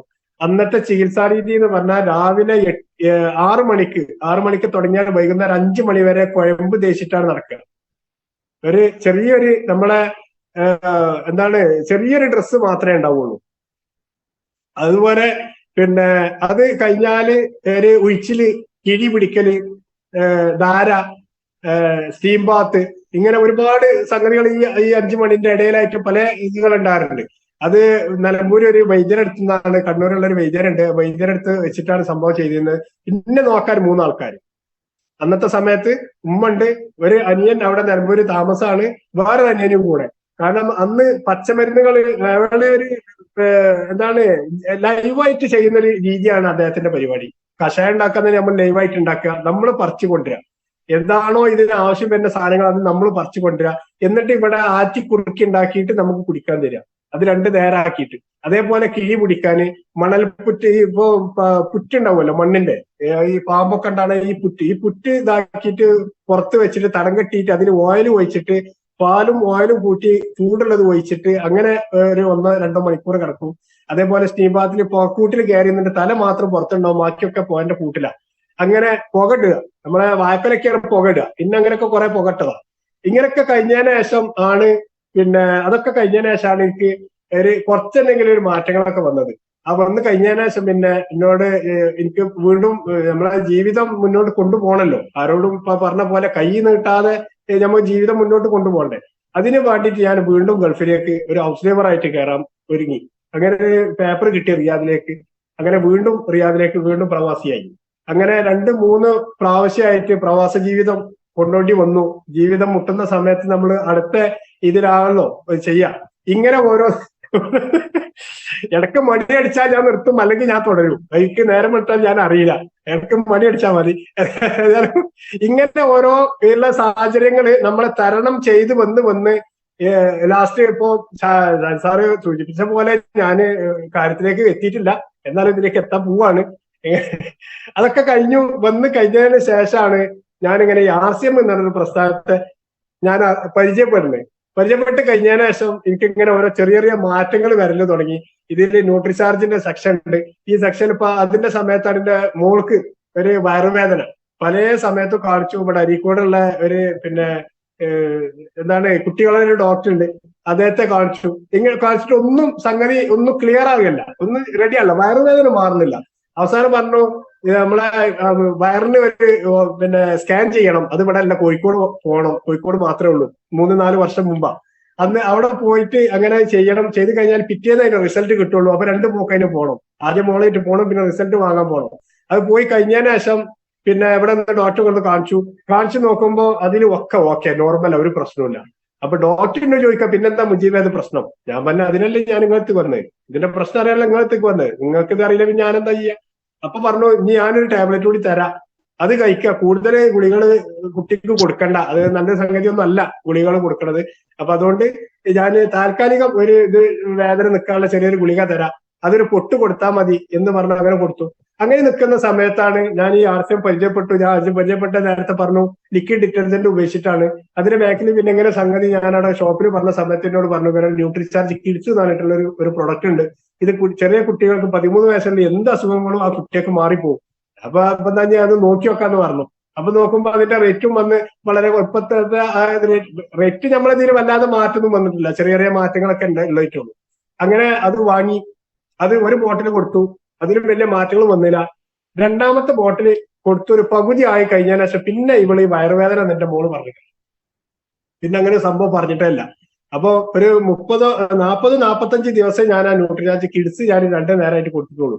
കൊടുത്തു കഴിഞ്ഞതിന് ശേഷം പിന്നെ ആ ഒരു പ്രശ്നങ്ങൾ ഇന്ന് വരെ ഉണ്ടായിട്ടില്ല. പിന്നെ അപ്പൊ എനിക്ക് ഒന്നുകൂടി ഇതിനെ കുറിച്ചൊന്ന് അറിയണം. കാരണം ഇത് വലിയൊരു എമൗണ്ട് ഇല്ലാത്ത രീതി, കാരണം ഈ ഒരു വരവേരക്ക് തന്നെ കണ്ടമാനം പൈസ ചെലവാക്കി ഞാൻ ഇങ്ങനെ ഈ ഒരു ചെറിയൊരു സംഗതിക്ക് തന്നെ ഈ ചെറിയ സംഗതി കൊണ്ട് തന്നെ ഇങ്ങനത്തെ ഒരു സംഭവം മാറി എന്നുണ്ടെങ്കിൽ ഇതിൽ എന്തൊക്കെയോ ഉണ്ടല്ലോ, ഈ ഒരു സിസ്റ്റത്തിൽ എന്തൊക്കെയോ ഉണ്ടല്ലോ എന്നുള്ള രീതിയിൽ എന്തായി അടുത്ത പ്രൊഡക്റ്റുകൾ വാങ്ങാൻ തുടങ്ങി. ആ സമയത്താണ് മല്ലിപ്പൊടി, മുളക് പൊടി, മഞ്ഞൾപ്പൊടി, ഉപ്പ്, ഇങ്ങനെ ഓരോ കാര്യങ്ങൾ കണ്ടത്. അത് കണ്ട സമയത്ത് ഞാനും ആകെ പറയാം, കാരണം ഇങ്ങനത്തെ സിസ്റ്റങ്ങളിലൊക്കെ കാര്യമായിട്ട് കാരണം വെൽനസ് മാത്രമാണ്, വേറെ കാര്യങ്ങളൊന്നും പറയാനില്ല. വെൽനസ് മാത്രം കഴിച്ച ശരീരത്തിന് നമ്മള് അതിന്റെ ഒരു ഭാഗം വെൽനസ് കഴിക്കും, മറ്റേ ഭാഗം വിഷാംശം കഴിക്കും, പിന്നെ വെൽനസ് കഴിക്കും. അത് അങ്ങനെ ആകുമ്പോൾ കാലാകാലം അങ്ങനെ തന്നെ പോവാം. ഇതിന് മാറ്റങ്ങളൊന്നുമില്ലല്ലോ. ഈ മാറ്റം വരാനുള്ള ഒരു സിസ്റ്റം ഒന്നും കാണില്ല. അങ്ങനെ നിൽക്കുന്ന സമയത്താണ് ഇതിൽ ഞാനും ഈ ഒരു ന്യൂട്രിചാർജിന്റെ വെജൊമേഗ, ഗാമോറൈസിനോൾ, ന്യൂട്രിചാർജ് ബാൻ, ഈ ഒരു 3 പ്രോഡക്റ്റ് മാത്രമാണ് ഞാനും കഴിക്കാൻ തുടങ്ങി. അപ്പൊ എനിക്കുണ്ടായിട്ടുള്ള ഓരോ കാര്യങ്ങൾ, അതേപോലെ ഇതിലുള്ള ഒരു health card rice bran oil, ഒരു മാജിക്കൽ പ്രൊഡക്റ്റ്, അതേപോലെ ഒരു മാണിക്കക്കല്ല് എന്നൊക്കെ പറയാം. അങ്ങനെ ഇങ്ങനത്തെ ഒരു സംഭവം കിട്ടിക്കഴിഞ്ഞതിന് ശേഷം എനിക്ക് കാലിൽ മസിൽ കയറുന്ന ഒരു പ്രശ്നം ഉണ്ടായിരുന്നു. കാലിന്റെ ഊരെ വരെ വരുന്ന ഭാഗങ്ങൾ പല സ്ഥലങ്ങളിലായിട്ട് വരിക. അങ്ങനെ നിൽക്കുന്ന സമയത്താണ് ഈ ഒരു പ്രൊഡക്റ്റ് ഇത് മേല് തേക്കാൻ പറ്റും, തലയിൽ തേക്കാൻ പറ്റും എന്നൊക്കെ പറഞ്ഞു. കണ്ണിൽ ചുറ്റിക്കുന്ന പരിപാടിയൊന്നും അന്ന് കേട്ടിട്ടില്ല. കുടിക്കണ പരിപാടിയും അന്ന് എനിക്ക് അത്ര ഓർമ്മയിലില്ല, കാരണം ഞാൻ അന്ന് കുടിച്ചിട്ടില്ല. കഴിഞ്ഞതിന് ശേഷം ഇത് മേല് തേക്കലും ഇതും ഒക്കെ ഉപയോഗിച്ചപ്പോ എന്നോട് വൈഫ് പറഞ്ഞു, ഇത് കുഴപ്പമില്ല, നല്ല ഇതുണ്ട്, വെളിച്ചെണ്ണനേക്കാളൊക്കെ ഒരു സുഖമാണ്. കാരണം നമ്മളിവിടെ എനിക്ക് 5 തെങ്ങുള്ള, പക്ഷെ 5 തെങ്ങില് ഒരു 10 തെങ്ങിന് കിട്ടുന്ന നല്ല തേങ്ങ നല്ലോണം കിട്ടാറുണ്ട്. വാർക്കല്ലാതെ നല്ലൊരു അനുഗ്രഹമാണ്. ഞാൻ അതുകൊണ്ട് എന്ത് ചെയ്യും, തേങ്ങ വലിച്ചു കഴിഞ്ഞാൽ പൊളിച്ചിട്ട് അത് വെളിച്ചെണ്ണ ആക്കിയിട്ട് ഇവിടെ വെക്കും. ആ വെളിച്ചെണ്ണ തന്നെയാണ് യൂസ് ചെയ്ത്, വേറെ പ്രൊഡക്റ്റ് ഒന്നും ഞാൻ പുറത്തുനിന്ന് വാങ്ങാറില്ല. സൺഫ്ലവർ ഓയിൽ, മറ്റോ അങ്ങനത്തെ സാധനങ്ങളൊന്നും വല്ലാതെ യൂസ് ചെയ്യല്ല. വാങ്ങിയിട്ടുണ്ട്, വാങ്ങുന്നതല്ല, വല്ലാതെ യൂസ് ചെയ്തിട്ടില്ല. അധികം വെളിച്ചെണ്ണ തന്നെ ചെയ്യാം. അങ്ങനെ നിൽക്കുന്ന സമയത്താണ് ഇത് മാറിയിട്ട് പിന്നെ ഞാൻ എന്താക്കി, ഇതൊക്കെ മാറ്റി തുടങ്ങി. ഈ മാറ്റിങ്ങനെ ഓരോന്ന് മാറി വന്ന് തുടങ്ങി കഴിഞ്ഞതിന് ശേഷം ഞാൻ എന്റെ കുടുംബത്തിൽ ഇതിനെ കുറിച്ചൊന്ന് പറയൽ തുടങ്ങി. പക്ഷെ കുടുംബത്തിൽ പറഞ്ഞ സമയത്ത് ആരും ഉൾക്കൊള്ളുന്നില്ല. അപ്പൊ ഞങ്ങൾക്ക് ഇതെന്താ നല്ലൊരു പ്രൊഡക്റ്റ് ഇങ്ങനെയൊക്കെ കിട്ടിയിട്ടുണ്ടപ്പോ ഇത് പറയാത്ത, പറഞ്ഞാലൊന്നൊരു അംഗീകരിക്കണ്ടേ? കാരണം ഞാനിപ്പോ കളവൊന്നല്ലല്ലോ പറയണേ, എനിക്ക് കിട്ടിയ കുറെ മാറ്റങ്ങൾ ഞാൻ പറഞ്ഞല്ലോ. എനിക്ക് അവിടെ ഇവിടെയൊക്കെ ചെറിയ വേദനകൾ വരും. എവിടെയെങ്കിലും ഇപ്പം എന്റെ മെയിനായിട്ട് കാര്യം മാർക്കറ്റിംഗ് ആണ്. രാവിലെ ചിലപ്പോൾ വണ്ടി സ്റ്റാർട്ടാക്കിയപ്പോ ചിലപ്പോൾ രാത്രിയാ വരിക, ഉച്ചക്കത്തെ ചോറ് കൂടെ അറിയില്ല. ചിലപ്പോൾ നല്ല ക്ഷീണം ഉണ്ടെങ്കിൽ അടുത്ത് ഉച്ചക്കുള്ള നിസ്കാരം കഴിഞ്ഞാലാണ് പള്ളി കടന്നു തുടങ്ങും. പിന്നെ അടുത്ത നിസ്കാരം കഴിഞ്ഞിട്ട് എണീറ്റ് പിന്നെ ഓടും. അത് ചിലപ്പോൾ രാത്രി 9 മണിയാവും വരാന്. അതിനിടയിലുള്ള വേറുള്ള റെസ്റ്റോ കാര്യങ്ങളില്ല. അവിടെ വന്നു കഴിഞ്ഞാൽ വീണ്ടും പിറ്റേന്ന് തന്നെയല്ലേ പണി. അതിനിടയിൽ ഞായറാഴ്ച മാത്രം റെസ്റ്റ് ഉണ്ടാകുക. ഈ ഞായറാഴ്ചകളിൽ നമുക്ക് എന്തൊക്കെ പ്രോഗ്രാം ഉണ്ടാവും, കല്യാണങ്ങൾ അല്ലെങ്കിൽ സൽക്കാരങ്ങൾ, അല്ലെങ്കിൽ അവിടെ പോകണം ഇവിടെ പോകണം, ഇങ്ങനെ ഓരോ കാര്യങ്ങളും മറ്റു മറിച്ചൊക്കെ ആയിട്ട് അങ്ങനെ വേറെ ഇങ്ങനെ ഒക്കെ നിൽക്കുന്ന ഒരു സന്ദർഭങ്ങളിലാണ് ഇതിന്റെ കാര്യം. ഞായറാഴ്ചകൾ ഞാൻ എന്താക്കി, RSMന്റെ കാര്യങ്ങൾ പോകാൻ വേണ്ടി പെട്ടിയിട്ട് പോകാൻ തുടങ്ങി. ഇങ്ങനെ പോയി വന്ന സമയത്തും കൊണ്ടുപോകും, അതേപോലെ തിരിച്ചു പോരും, കൊണ്ടുപോകും തിരിച്ചു പോരും. അപ്പൊ പിന്നെ വൈഫ് നല്ല ആക്റ്റീവായി, കാരണം നല്ല സെയിലാണല്ലോ, കൊണ്ടുപോകുന്ന സാധനം അതേമായി തിരിച്ചു കൊണ്ടുവരാണല്ലോ. അപ്പൊ ഇതിങ്ങനെ ഇത് ചെയ്യാൻ പരിപാടിയായിട്ട് കൊണ്ടുവന്ന് വെറുതെ നല്ല കാര്യമുണ്ടോ, വെറുതെ നേരം വെക്കുക. പിന്നെ തന്നെയല്ല എന്തെങ്കിലും കിട്ടാതെ തിരക്കുള്ളത്, ആരും അംഗീകരിക്കാൻ അതും തിരക്കല്ല. അപ്പൊ ഞാൻ പറയും, ഇവിടെ ഉപയോഗിച്ചിട്ട് നമുക്ക് എങ്ങനെ ഉണ്ട്, നമുക്ക് ഓക്കെയാണ്, അത് മതി, നമുക്ക് ഓക്കെ അത് മതി. ഇന്ന് നല്ല സംഗതികൾക്ക് ആള് കിട്ടൂല. അപ്പൊ ഞാനതിന് നല്ലൊരു ഉദാഹരണം പറയാറുണ്ട്.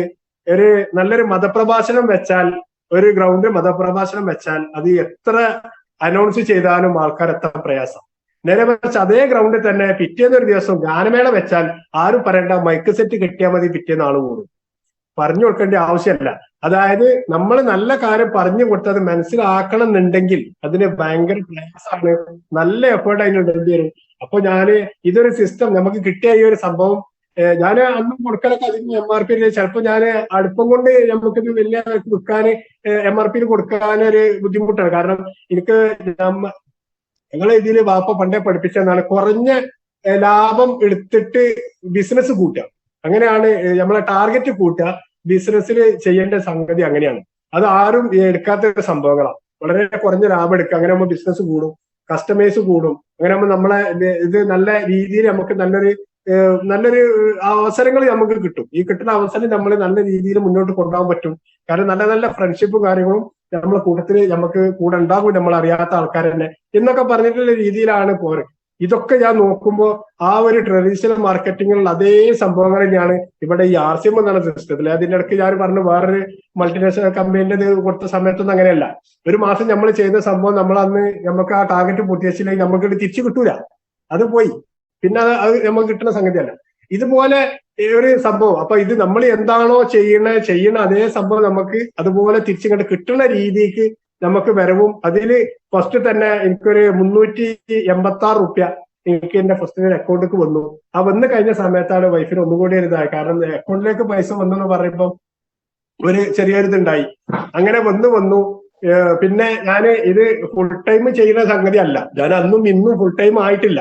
അത് ഫുൾ ടൈം ആകാനുള്ള ഒരുക്കങ്ങളിലാണ് ഇപ്പൊ ഉള്ളത്. അതിന്റെ ഒരു പണിപ്പുരയിലാണ്. അപ്പം നമ്മളിപ്പോ ചെയ്തുകൊണ്ടിരിക്കുന്ന ഓരോ ബിസിനസ്സുകളും ഒഴിവാക്കാൻ തോന്നുന്നില്ല. കാരണം എല്ലാവർക്കും നിത്യം നമ്മുടെ വീട്ടിലേക്കൊക്കെ അത്യാവശ്യമുള്ള സാധനങ്ങൾ തന്നെയാണ് എന്റെ കയ്യിലുള്ളത്. ഒന്ന് കറണ്ട് പോയ കത്തിക്കണ ഇൻവെർട്ടറാണ്, പിന്നെ ഒന്ന് ഫാൻ റൂമിൽ വെക്കണ ഫാനാണ്, പിന്നെ ഒന്ന് ഇൻഡക്ഷൻ കുക്കറാണ്. അതേപോലെ തന്നെ പിന്നുള്ളത് ഇപ്പൊ സോളാർ. അത് പിന്നെ ഇപ്പോഴത്തെ കാലഘട്ടം മാറി. അങ്ങനെയുള്ള സമയത്ത് വന്നപ്പോൾ സോളാറിൽ അത്യാവശ്യം കുഴപ്പമില്ലാത്ത രീതിയിൽ സോളാറിൽ ബിസിനസ് ചെയ്യുന്ന ഒരാളാണ്. അപ്പൊ അതും നല്ല രീതിയിൽ ഇങ്ങനെ മുന്നോട്ട് പോകുന്നുണ്ട്. അങ്ങനെ പോകുന്ന രീതിയിൽ നോക്കുമ്പം ഇത് ഒരു റിസ്കുകളൊന്നും അല്ലാതെ ചെയ്യേണ്ടാത്ത ഒരു ബിസിനസ്സായിട്ട് എനിക്ക് തോന്നി. അങ്ങനെ നിൽക്കുന്ന സമയത്താണ് ഞാനിത് കഴിഞ്ഞതിന് ശേഷം ഒരു 3 മാസം നമ്മൾ ജോയിൻ ചെയ്ത് കഴിഞ്ഞതിന് ശേഷം 3 മാസം കഴിഞ്ഞതിന് ശേഷം ഞാൻ ഡിസ്പ്ലേ വാൾ ഓപ്പൺ ആക്കി. അന്ന് ഡിസ്പ്ലേ വാൾ എന്നൊരു സിസ്റ്റം RCMൽ വന്നിട്ടില്ല. ഞാനന്ന് തുടങ്ങുന്ന സമയത്ത് ഡിസ്പ്ലേ വാൾ എന്നൊരു സിസ്റ്റം വന്നിട്ടില്ല. പക്ഷെ ഞാൻ കുറച്ച് സാധനങ്ങൾ വാങ്ങി വെച്ച് വീട്ടിൽ ഷോക്കേസിൽ വെച്ചു.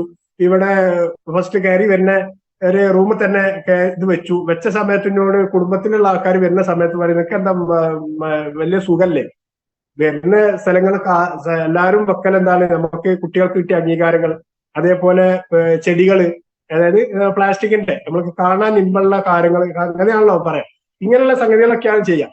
ഇത് ചെയ്യണ സ്ഥലത്ത് ഇവിടെ മല്ലി, മുളക്, മഞ്ഞൾ ഇങ്ങനത്തെ സാധനങ്ങളൊക്കെ വന്നിട്ട് ഷോക്കേസിൽ കൊണ്ടുപോയിട്ട് ഗ്ലാസ് ഒക്കെ ഇട്ട് വെച്ചിന്. എന്താ എനിക്ക് വലിയ സുഖല്ലേ എന്നൊക്കെ പറഞ്ഞ അങ്ങനെയൊക്കെ എന്നോട് ചോദിച്ച ആൾക്കാരുണ്ട്. എന്റെ ബന്ധത്തിൽ തന്നെയുള്ള ആൾക്കാർ ചോദിച്ചിട്ടുണ്ട്. ഞാൻ പറയും ഇത് എന്റെ ഒരു ബിസിനസ്സാണ്, ഇത് ഞാൻ ചെയ്യണ നല്ലൊരു നന്മയാണ്. ആ ഷോക്കേസിനുള്ളിൽ കിടക്കുന്നത് കംപ്ലീറ്റ് ആരോഗ്യമാണ്, അല്ലാതെ പ്രൊഡക്റ്റുകളല്ല. ആരോഗ്യമാണ് കിടക്കുന്ന കംപ്ലീറ്റ്. ഒരു സാധനം പോലും അതിൽ വേറിട്ട് നിൽക്കണില്ല. അത് ഉപയോഗിക്കുന്ന ആരാണോ അവർക്ക് പല ഗുണങ്ങളും അതിന് കിട്ടാണ്ട്. പിന്നെ അതിനെ കുറിച്ച് പറഞ്ഞു കൊടുക്കും. ഇങ്ങനെ പറഞ്ഞ അവസാനം അത് മാറി. ഇപ്പോ ഞാൻ ഇത് കഴിഞ്ഞതിന് ശേഷം ഇടയ്ക്ക് എനിക്ക് ഒഴിവ് കിട്ടുന്ന സമയങ്ങളിലൊക്കെ ആയി പിന്നെ സാധനം സപ്ലൈ ചെയ്യണം. അതിനനുസരിച്ചുള്ള രീതിയിലായി പോക്ക്. അപ്പോ എന്റെ പിൻലെവൽ അങ്ങോട്ടും ഇങ്ങോട്ടൊക്കെ മാറിയൊക്കെ വരലുണ്ട്. ഞാനതൊന്നും ഇപ്പൊ മൈൻഡ് ചെയ്തിട്ടില്ല. ഞാൻ ഇപ്പോഴും അല്ലാതെ മൈൻഡ് ചെയ്യുന്ന ലെവലിലല്ല. കാരണം ചിലപ്പോൾ കൂടി വരും, ചിലപ്പോൾ കുറഞ്ഞു വരും. അത് നമ്മളെ ബിസിനസിന്റെ കാര്യമാണ്. നമ്മൾ ചിലപ്പോൾ കൂടും, ചിലപ്പോൾ കുറയും. പക്ഷെ ഞാൻ ഒരു 3 വർഷത്തിന്റെ ശേഷം ഞാൻ നല്ലൊരു ആരോഗ്യ ദൃഢഗാത്രനായി നിൽക്കുകയാണ് ഇപ്പം. അതായത് അതിന്റെ ഒരു എക്സൈറ്റ്മെന്റ് എനിക്ക് ബോധിപ്പിക്കാൻ കഴിയൂല. കാരണം അത്രമാത്രം റിസൾട്ടുകൾ കിട്ടിയ ഒരു വ്യക്തിയാണ് RCM ന്യൂട്രിചാർജ് എന്ന ഈ ഒരു സിസ്റ്റത്തിന്. കാരണം ഇന്നിപ്പോ നിങ്ങൾ എന്നെ കാണുന്നത്, ഞാൻ കണ്ണട വക്കതയാണ്. 26 വർഷം കണ്ണട യൂസ് ചെയ്ത് ഞാൻ ഒരു 7 മാസത്തെ ന്യൂട്രിചാർജ് വ്യൂ, അതേപോലെ ന്യൂട്രിചാർജ് DH200, എനിക്ക് മറവിന്റെ ഒരു പ്രശ്നങ്ങൾ ഉണ്ടാകാൻ തുടങ്ങിയിരുന്നു. നമ്മളിവിടെ അടുത്തുള്ള ആൾക്കാരെ ചിലപ്പോൾ വന്നാൽ ആരെ വന്നെന്ന് എനിക്കറിയാം. അങ്ങനത്തെ രീതിയിൽ വന്ന ഞാൻ ഇന്ന് ഈ പറയുന്ന കാര്യങ്ങളൊക്കെ എനിക്ക് ഡേറ്റ് വെച്ച് എനിക്ക് പറയാൻ പറ്റും. ഇന്നിപ്പോ എനിക്ക് ഡേറ്റ് വെച്ച് പറയാൻ പറ്റും. അങ്ങനത്തെ ഒരു മെമ്മറിക്ക് ഇത് കൊണ്ടുവരാൻ ഈ ന്യൂട്രിചാർജ് DH200 എന്നൊരു പ്രൊഡക്റ്റ് എന്നെ സഹായിച്ചു. അതേപോലെ തന്നെ ഈ ന്യൂട്രിചാർജ് വെജൊമേഗ, ന്യൂട്രിചാർജ് ബാൻ, അതേപോലെ ന്യൂട്രിചാർജ് വ്യൂ, ഈ വ്യൂ തന്നിട്ടുള്ള ഈ പ്രൊഡക്റ്റ് എനിക്ക് ജീവിതത്തിൽ ഭയങ്കര മാറ്റങ്ങളാണ് വരുത്തിയിട്ടുള്ളത്. അത് എനിക്ക് തോന്നുന്നു കൂടുതൽ ആൾക്കാരൊന്നും കിട്ടിയിട്ടുണ്ടാവില്ല എന്നാണ് എന്റെ അറിവിലുള്ളത്. കൂടുതൽ ആൾക്കാരൊക്കെ കുറെ ഉണ്ട്. പക്ഷെ ഇത്ര അധികം റിസൾട്ട് കിട്ടിയിട്ടുണ്ട് എന്ന് ഞാൻ അത്ര പറയണമെന്നുണ്ടെങ്കിൽ അതിന്റെ ഒരു എക്സൈറ്റ്മെന്റ് ഞാൻ പറയുന്ന വാക്കുകളിൽ നിങ്ങൾക്ക് മനസ്സിലാക്കാൻ പറ്റും. ഇന്ന് എനിക്ക് പേപ്പർ വായിക്കാന്, ഖുർആൻ ഓതാന്, ഫോണിൽ നോക്കി സംസാരിക്കാന്, ഫോണിലെ ചെറിയ ചെറിയ അക്ഷരങ്ങൾ ഇപ്പൊ ബില്ലടിച്ച് കൊടുക്കുന്നതിന് വരെ ഞാൻ കണ്ണട വെക്കാറില്ല. കൂടുതൽ സമയം നമ്മളെ ലാപ്പിലോ അല്ലെങ്കിൽ ഫോണിലോ നോക്കി ഇരിക്കുക മാത്രം. അത് മീറ്റിങ്ങിനൊന്നും ഞാൻ വെക്കാറില്ല. വീട്ടിൽ നിന്ന് പുറത്തേക്ക് ഞാൻ എന്റെ കണ്ണട പുറത്ത് പോവാറില്ല. കാരണം ഈ 26 വർഷം വെച്ചെന്ന് പറഞ്ഞാൽ 3 പ്രാവശ്യം എന്റെ ലെൻസ് മാറ്റിയിട്ടുണ്ട്, കാഴ്ച കുറവായിട്ട് 3 പ്രാവശ്യം. അപ്പോ ഇങ്ങനത്തെ ഒരു റിസൾട്ടുകൾ അതിൽ കിട്ടി. അതുപോലെ തന്നെ ഈ നമ്മളെ തവിടെണ്ണ റൈസ്ബ്രാൻ ഹെൽത്ത് കാർഡ് റൈസ്ബ്രാൻ ഓയിൽ ഉപയോഗിച്ച് കഴിഞ്ഞതിന് ശേഷം എനിക്കെന്റെ ഈ ഊരിന്റെ പ്രശ്നങ്ങൾ കാര്യങ്ങളൊക്കെ ഇല്ല, അത് മാറി തന്നെ പറയാം. കാരണം ഇപ്പൊ ഞാൻ ബാറ്റ് പറ്റി ഒറ്റക്ക് കൊണ്ടിരിക്കുന്നത്. അല്ലെങ്കിൽ എനിക്കത് ഒരു പ്രാവശ്യം ഞാൻ ബാറ്റിൽ വെള്ളം ഒഴിക്കാൻ പോയി, അത് ബാറ്റ് കുറച്ച് ഉള്ളോട്ടായിരുന്നു. അത് ലേശം വലിച്ചു കഴിഞ്ഞാൽ അങ്ങോട്ട് തള്ളിയപ്പോടുകൂടി ഇന്റെ ഡിസ്കും തള്ളിപ്പോയി. അതോടുകൂടി 3 മാസം ഒരു ബാറ്റ് പറ്റി നല്ല തള്ളി കൊടുത്തൊരു 3 മാസം റെസ്റ്റ് എടുത്ത ഒരാളായി ഞാൻ. ഇന്ന് അങ്ങനത്തെ ഒരു പ്രശ്നമില്ല. ഒരു ബാറ്റ് പട്ടി ഒറ്റക്ക് പൊന്തിക്കാൻ കഴിയുന്ന ഒരു ആരോഗ്യസ്ഥിതിയിൽ ഈ ഒരു സിസ്റ്റം ഇന്നെ കൊണ്ടെത്തിച്ചു. ഇതിന് ഞാൻ ആരോടെങ്ങനെ നന്ദി പറയാ, ഏത് രീതിയിലാ നന്ദി പറയാ, അതിന് ഞാൻ കാണിക്കാൻ പോകുന്നത് ഇത് ഒരുപാട് ആളിലേക്ക് എത്തിക്കാനുള്ള ഒരു മാർഗം ചെയ്യുക എന്നുള്ളതാണ്. അതിന് ആരൊക്കെ കേൾക്കുന്നുണ്ടോ കേൾക്കണില്ലേ, എന്റെ മുന്നിൽ അതൊന്നും ഒരു തടസ്സമല്ല. ആരൊക്കെ എതിർത്താലും ഇപ്പോ ഞാൻ തന്നെ എന്റെ രീതിയിൽ തന്നെ ഞാൻ കേട്ടതാണ്, RCM എന്ന് പറഞ്ഞാൽ അത് മുജീബാണ്, ആള് അരീക്കോടാ. എനിക്കൊരു സംശയമല്ല, ഞാൻ ഇവിടെ RCMന്റെ ബ്രാൻഡ് അംബാസഡറാണ്. ഞാൻ അതിൽ അഭിമാനം കൊള്ളുന്ന ആളാണ്. ഞാന് അരീക്കോടുള്ള RCM എന്നൊരു സിസ്റ്റത്തിന്റെ ബ്രാൻഡ് അംബാസഡർ ആണ്. നമ്മളെല്ലാരും അസോസിയേറ്റ് ബയേഴ്സ് എന്ന് പറയുന്നുണ്ട്, നമ്മൾ പാർട്ട്ണറാണെന്ന് പറയുന്നുണ്ട്. നമ്മളെ TCG സാറ് പറഞ്ഞെന്താണ്, മാലിക് ഹൂം എന്നാ പറഞ്ഞത്, നിങ്ങളെല്ലാരും രാജാക്കന്മാരാണ്, നമ്മളെ കമ്പനിന്റെ ഓണറാണ്.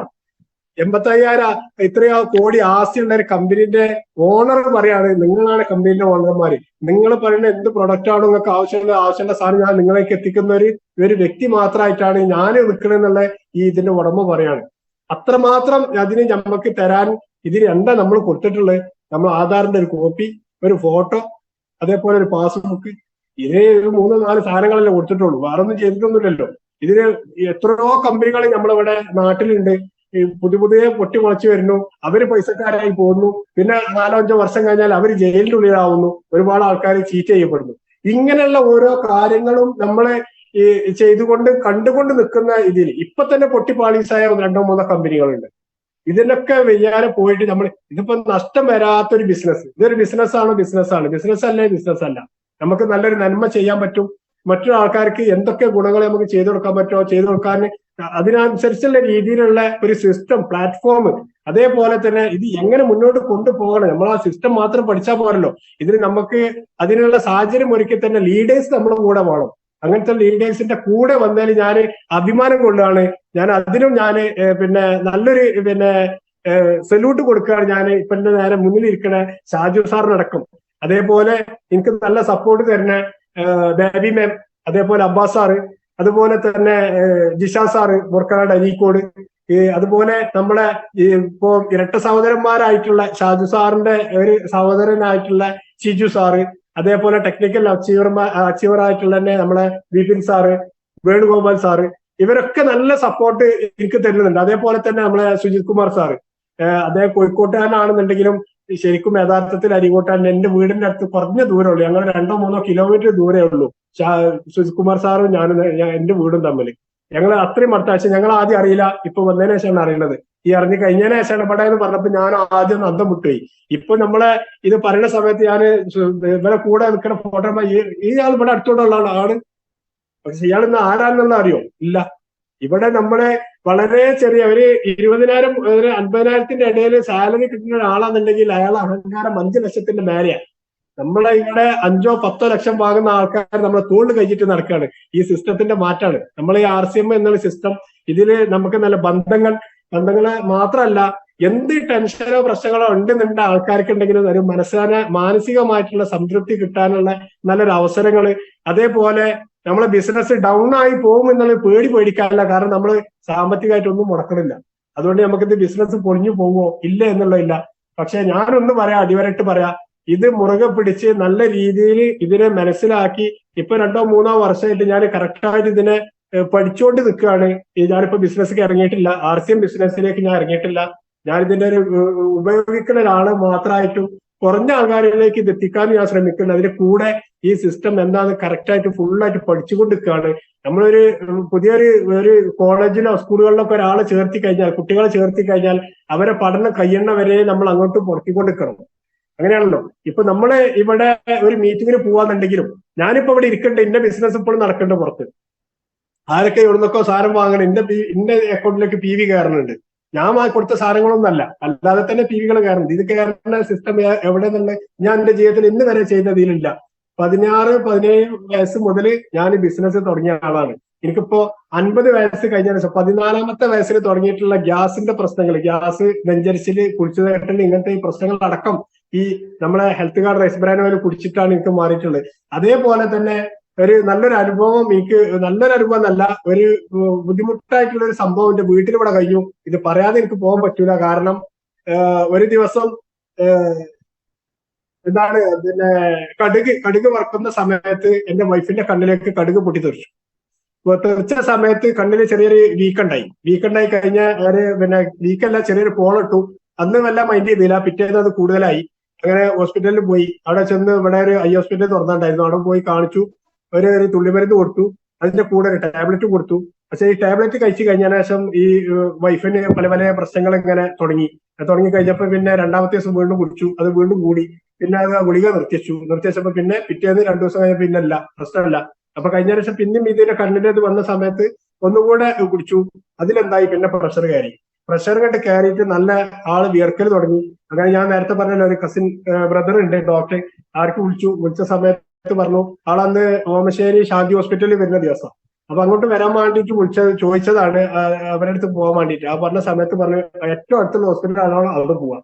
അവിടെ പോയിട്ട് അവര് ECG എടുക്കുക. ECG എടുത്ത് കഴിഞ്ഞ ശേഷം റിസൾട്ട് എനിക്ക് വിളിച്ച് പറയാം. അത് നിങ്ങൾ വിളിച്ച് പറയണ്ട, ഡോക്ടറോട് വിളിച്ച് പറയാം. അങ്ങനെ പറഞ്ഞു. ഡോക്ടർക്ക് അത് കൊടുത്തു. ഡോക്ടർ വിളിച്ച് എന്നോട് പറയാൻ പറഞ്ഞു. ഞാൻ പറഞ്ഞല്ല, ഷെഫീൽ ഡോക്ടർ പറഞ്ഞിട്ടുള്ളത് നിങ്ങളോട് വിളിക്കാനാണ്. അങ്ങനെ വിളിച്ചു പറഞ്ഞു. ആ പറഞ്ഞു കഴിഞ്ഞ സമയത്ത് പിന്നെ ഇപ്പോ ആൻജിയോഗ്രാം ചെയ്യണമെന്ന് പറഞ്ഞു. ആ സ്പോട്ടില്. അത് വേറൊന്നും ആലോചിക്കണ്ട. അത് ഞാനല്ല പറഞ്ഞത്, കസിനാണ് പറഞ്ഞത് ഡോക്ടറോട് ഇപ്പൊ ആൻജിയോഗ്രാം ചെയ്യണം.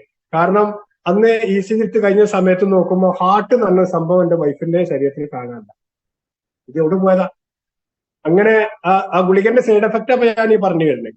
അങ്ങനെ അത് അവിടുന്ന് കഴിഞ്ഞ ശേഷം ഇവർക്ക് ഹോസ്പിറ്റലിൽ ചെറിയൊരു ഫോർമാലിറ്റികൾ ഉണ്ടല്ലോ. ഇതിപ്പോ ആൻജിയോഗ്രാം ചെയ്യുന്നതിന് മുമ്പ് ഇതിന്റെ കാര്യങ്ങളൊക്കെ സംസാരിക്കണമല്ലോ. കാരണം ഇതിപ്പം നല്ലൊരു എമൗണ്ട് വാങ്ങി വെക്കാന്നുള്ള ഒരു കണ്ടീഷനിലാണല്ലോ ഹോസ്പിറ്റലിൽ തുറന്നിരിക്കണം. അതിനാണല്ലോ കയറി വരൂ, നിങ്ങളെ ക്യാഷ് തരൂ, ഞങ്ങൾ ഫ്രീ ആക്കി വിടാം.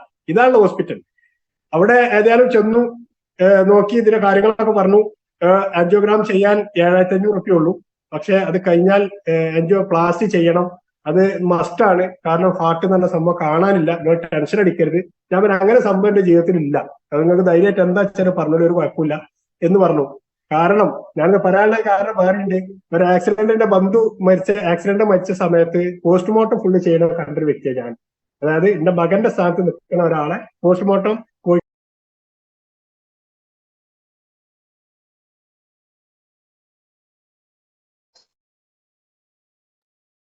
പറഞ്ഞ കാര്യങ്ങൾ ഇതാണ്. ഇതിന് സ്റ്റണ്ട് ഇടണം. അതിന് 28,000 വരും. പിന്നെ അതേപോലെ തന്നെ 75,000 രൂപ പിന്നെ ഇതിന് വരും. ഏതാ ആൻജിയോഗ്രാം ചെയ്യാൻ 75,000 രൂപ വരും. അപ്പം അതിനുള്ളതും ഒക്കെ നിങ്ങൾ സെറ്റാണോ എന്ന് ചോദിച്ചു. ഞാൻ പറഞ്ഞ ആരപ്പോ 75,000 ലക്ഷം കൈ വെച്ചൊക്കെ നടക്കുക, ഇപ്പൊ ഹോസ്പിറ്റലിൽ പോകണ്ടെന്ന് പറഞ്ഞിട്ട്. അതൊരു സുഖമുള്ള ചോദ്യമൊന്നും അല്ല. കാരണം ആരും കൈ വെച്ച് നടക്കൂല. അവിടെ ഹോസ്പിറ്റലിലും ഉണ്ടാവില്ല അങ്ങനെ പരിപാടി. ഞാൻ പറഞ്ഞു എന്താ ചെയ്യാ, അതപ്പൊ നമുക്ക് തീരുമാനിക്കാൻ പ്രശ്നമല്ല. ഇപ്പൊ ഏതായാലും ചെയ്യേണ്ടത് സ്റ്റണ്ടഡ് അല്ലല്ലോ, ആൻജിയോഗ്രാം ചെയ്തിട്ട് എന്താ ഉണ്ടോ നോക്കാൻ. അതിന് 7,500 അത് ഞാൻ പഠിച്ചോളാം, പ്രശ്നമല്ലാതെ. അങ്ങനെ നിൽക്കുന്ന സമയത്താണ് എന്റെ കൂടെ ആരുമില്ല, ഞാനും ഒരു മകനും മാത്രമേ ഉള്ളൂ. വേറെ ആരും ഇവിടെ വീട്ടിലില്ല. പെട്ടെന്നുള്ള സംഭവങ്ങളാണല്ലോ. അങ്ങനെ പോയി നിൽക്കുന്ന സമയത്ത് ഞാൻ അനിയനെ വിളിച്ചു. അവര് വേറെ എവിടെക്കോ യാത്രയിൽ പോയാണ്. അവര് തിരിച്ചു വന്നു.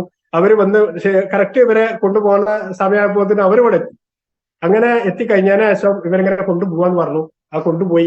അവിടെ ചെന്ന് കഴിഞ്ഞതിന് ശേഷം ഡോക്ടർമാര് ഒരു മണിക്കൂർ 3/4 മണിക്കൂർ കഴിഞ്ഞിട്ടുണ്ടാവും. കഴിഞ്ഞതിന് ശേഷം വിളിച്ചപ്പോ പിന്നെ തിയേറ്ററിന്റെ ഉള്ളിലേക്ക് വരാൻ പറഞ്ഞു. അവിടെ ചെന്ന് കഴിഞ്ഞതിന് ശേഷം ഇവര് ഇത് പറഞ്ഞു, ഇങ്ങനെ ആൻജിയോഗ്രാം കഴിഞ്ഞിട്ടുണ്ട്, പിന്നെ പക്ഷെ ഈ നമ്മൾ ഉദ്ദേശിച്ച കാര്യങ്ങളൊന്നും അല്ല എന്ന് പറഞ്ഞു. അപ്പൊ നമ്മൾ ഒന്നും കൂടി ബേജാറായി. കാരണം ആട്ടെന്ന സാധനം കാണാനെന്ന് പറഞ്ഞ് കൊണ്ടുപോയതാ ഉള്ളിലേക്ക്. അങ്ങനെ സാധാരണ ആൻജിയോഗ്രാം ചെയ്യുമ്പോൾ കയ്യിനാണ് എടുക്കല്. ഇത് കാലിന്റെ ഇടയിൽ കൂടെ എടുത്തത്. എമർജൻസി കേസിൽ മാത്രം ചെയ്യുന്ന സംഭവമാണ് കാലിന്റെ ഇടയിൽ കൂടെ ആൻജിയോഗ്രാം ചെയ്യല്. അങ്ങനെ അത് ചെയ്ത് കഴിഞ്ഞാൽ 3 ദിവസം മസ്റ്റാണ് എവിടെ ICUല്. അപ്പൊ വീണ്ടും അതിന് വേറൊരു ക്യാഷ് വേറെ വരും. അങ്ങനെ അവര് ഇതൊന്നും ചെക്ക് ചെയ്യാതാണ് ഇപ്പൊ ചെയ്തത്. കാരണം പെട്ടെന്ന് ചെയ്യണമെന്ന് പറഞ്ഞ സംഭവമല്ലേ. അത് ചെയ്ത് കഴിഞ്ഞ ശേഷം പറഞ്ഞു എന്തോ ഒരു മിറാക്കിൾ സംഭവിച്ചിട്ടുണ്ട്. ഡോക്ടർമാർ പറഞ്ഞതാണ്, എന്തോ ഒരു മിറാക്കിൾ സംഭവിച്ചിട്ടുണ്ട്. ഹാർട്ടിന് ഒരു പ്രശ്നമില്ല. ഹാർട്ടിന്റെ അവിടെ ഒരു മതിൽ കെട്ടിയ പോലെ, ഒരു ബ്ലോക്ക് ചെയ്ത പോലെ, ഒരു പ്രശ്നമില്ല.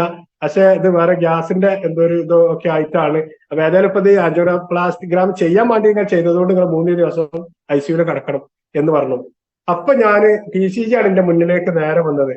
സത്യം പറയുകയാണെങ്കിൽ ഞാൻ അള്ളാഹിനോട് അതിന്റെ ഒരു അനുഗ്രഹം എനിക്ക് അത് കിട്ടിയൊരു ഇത് പറഞ്ഞു.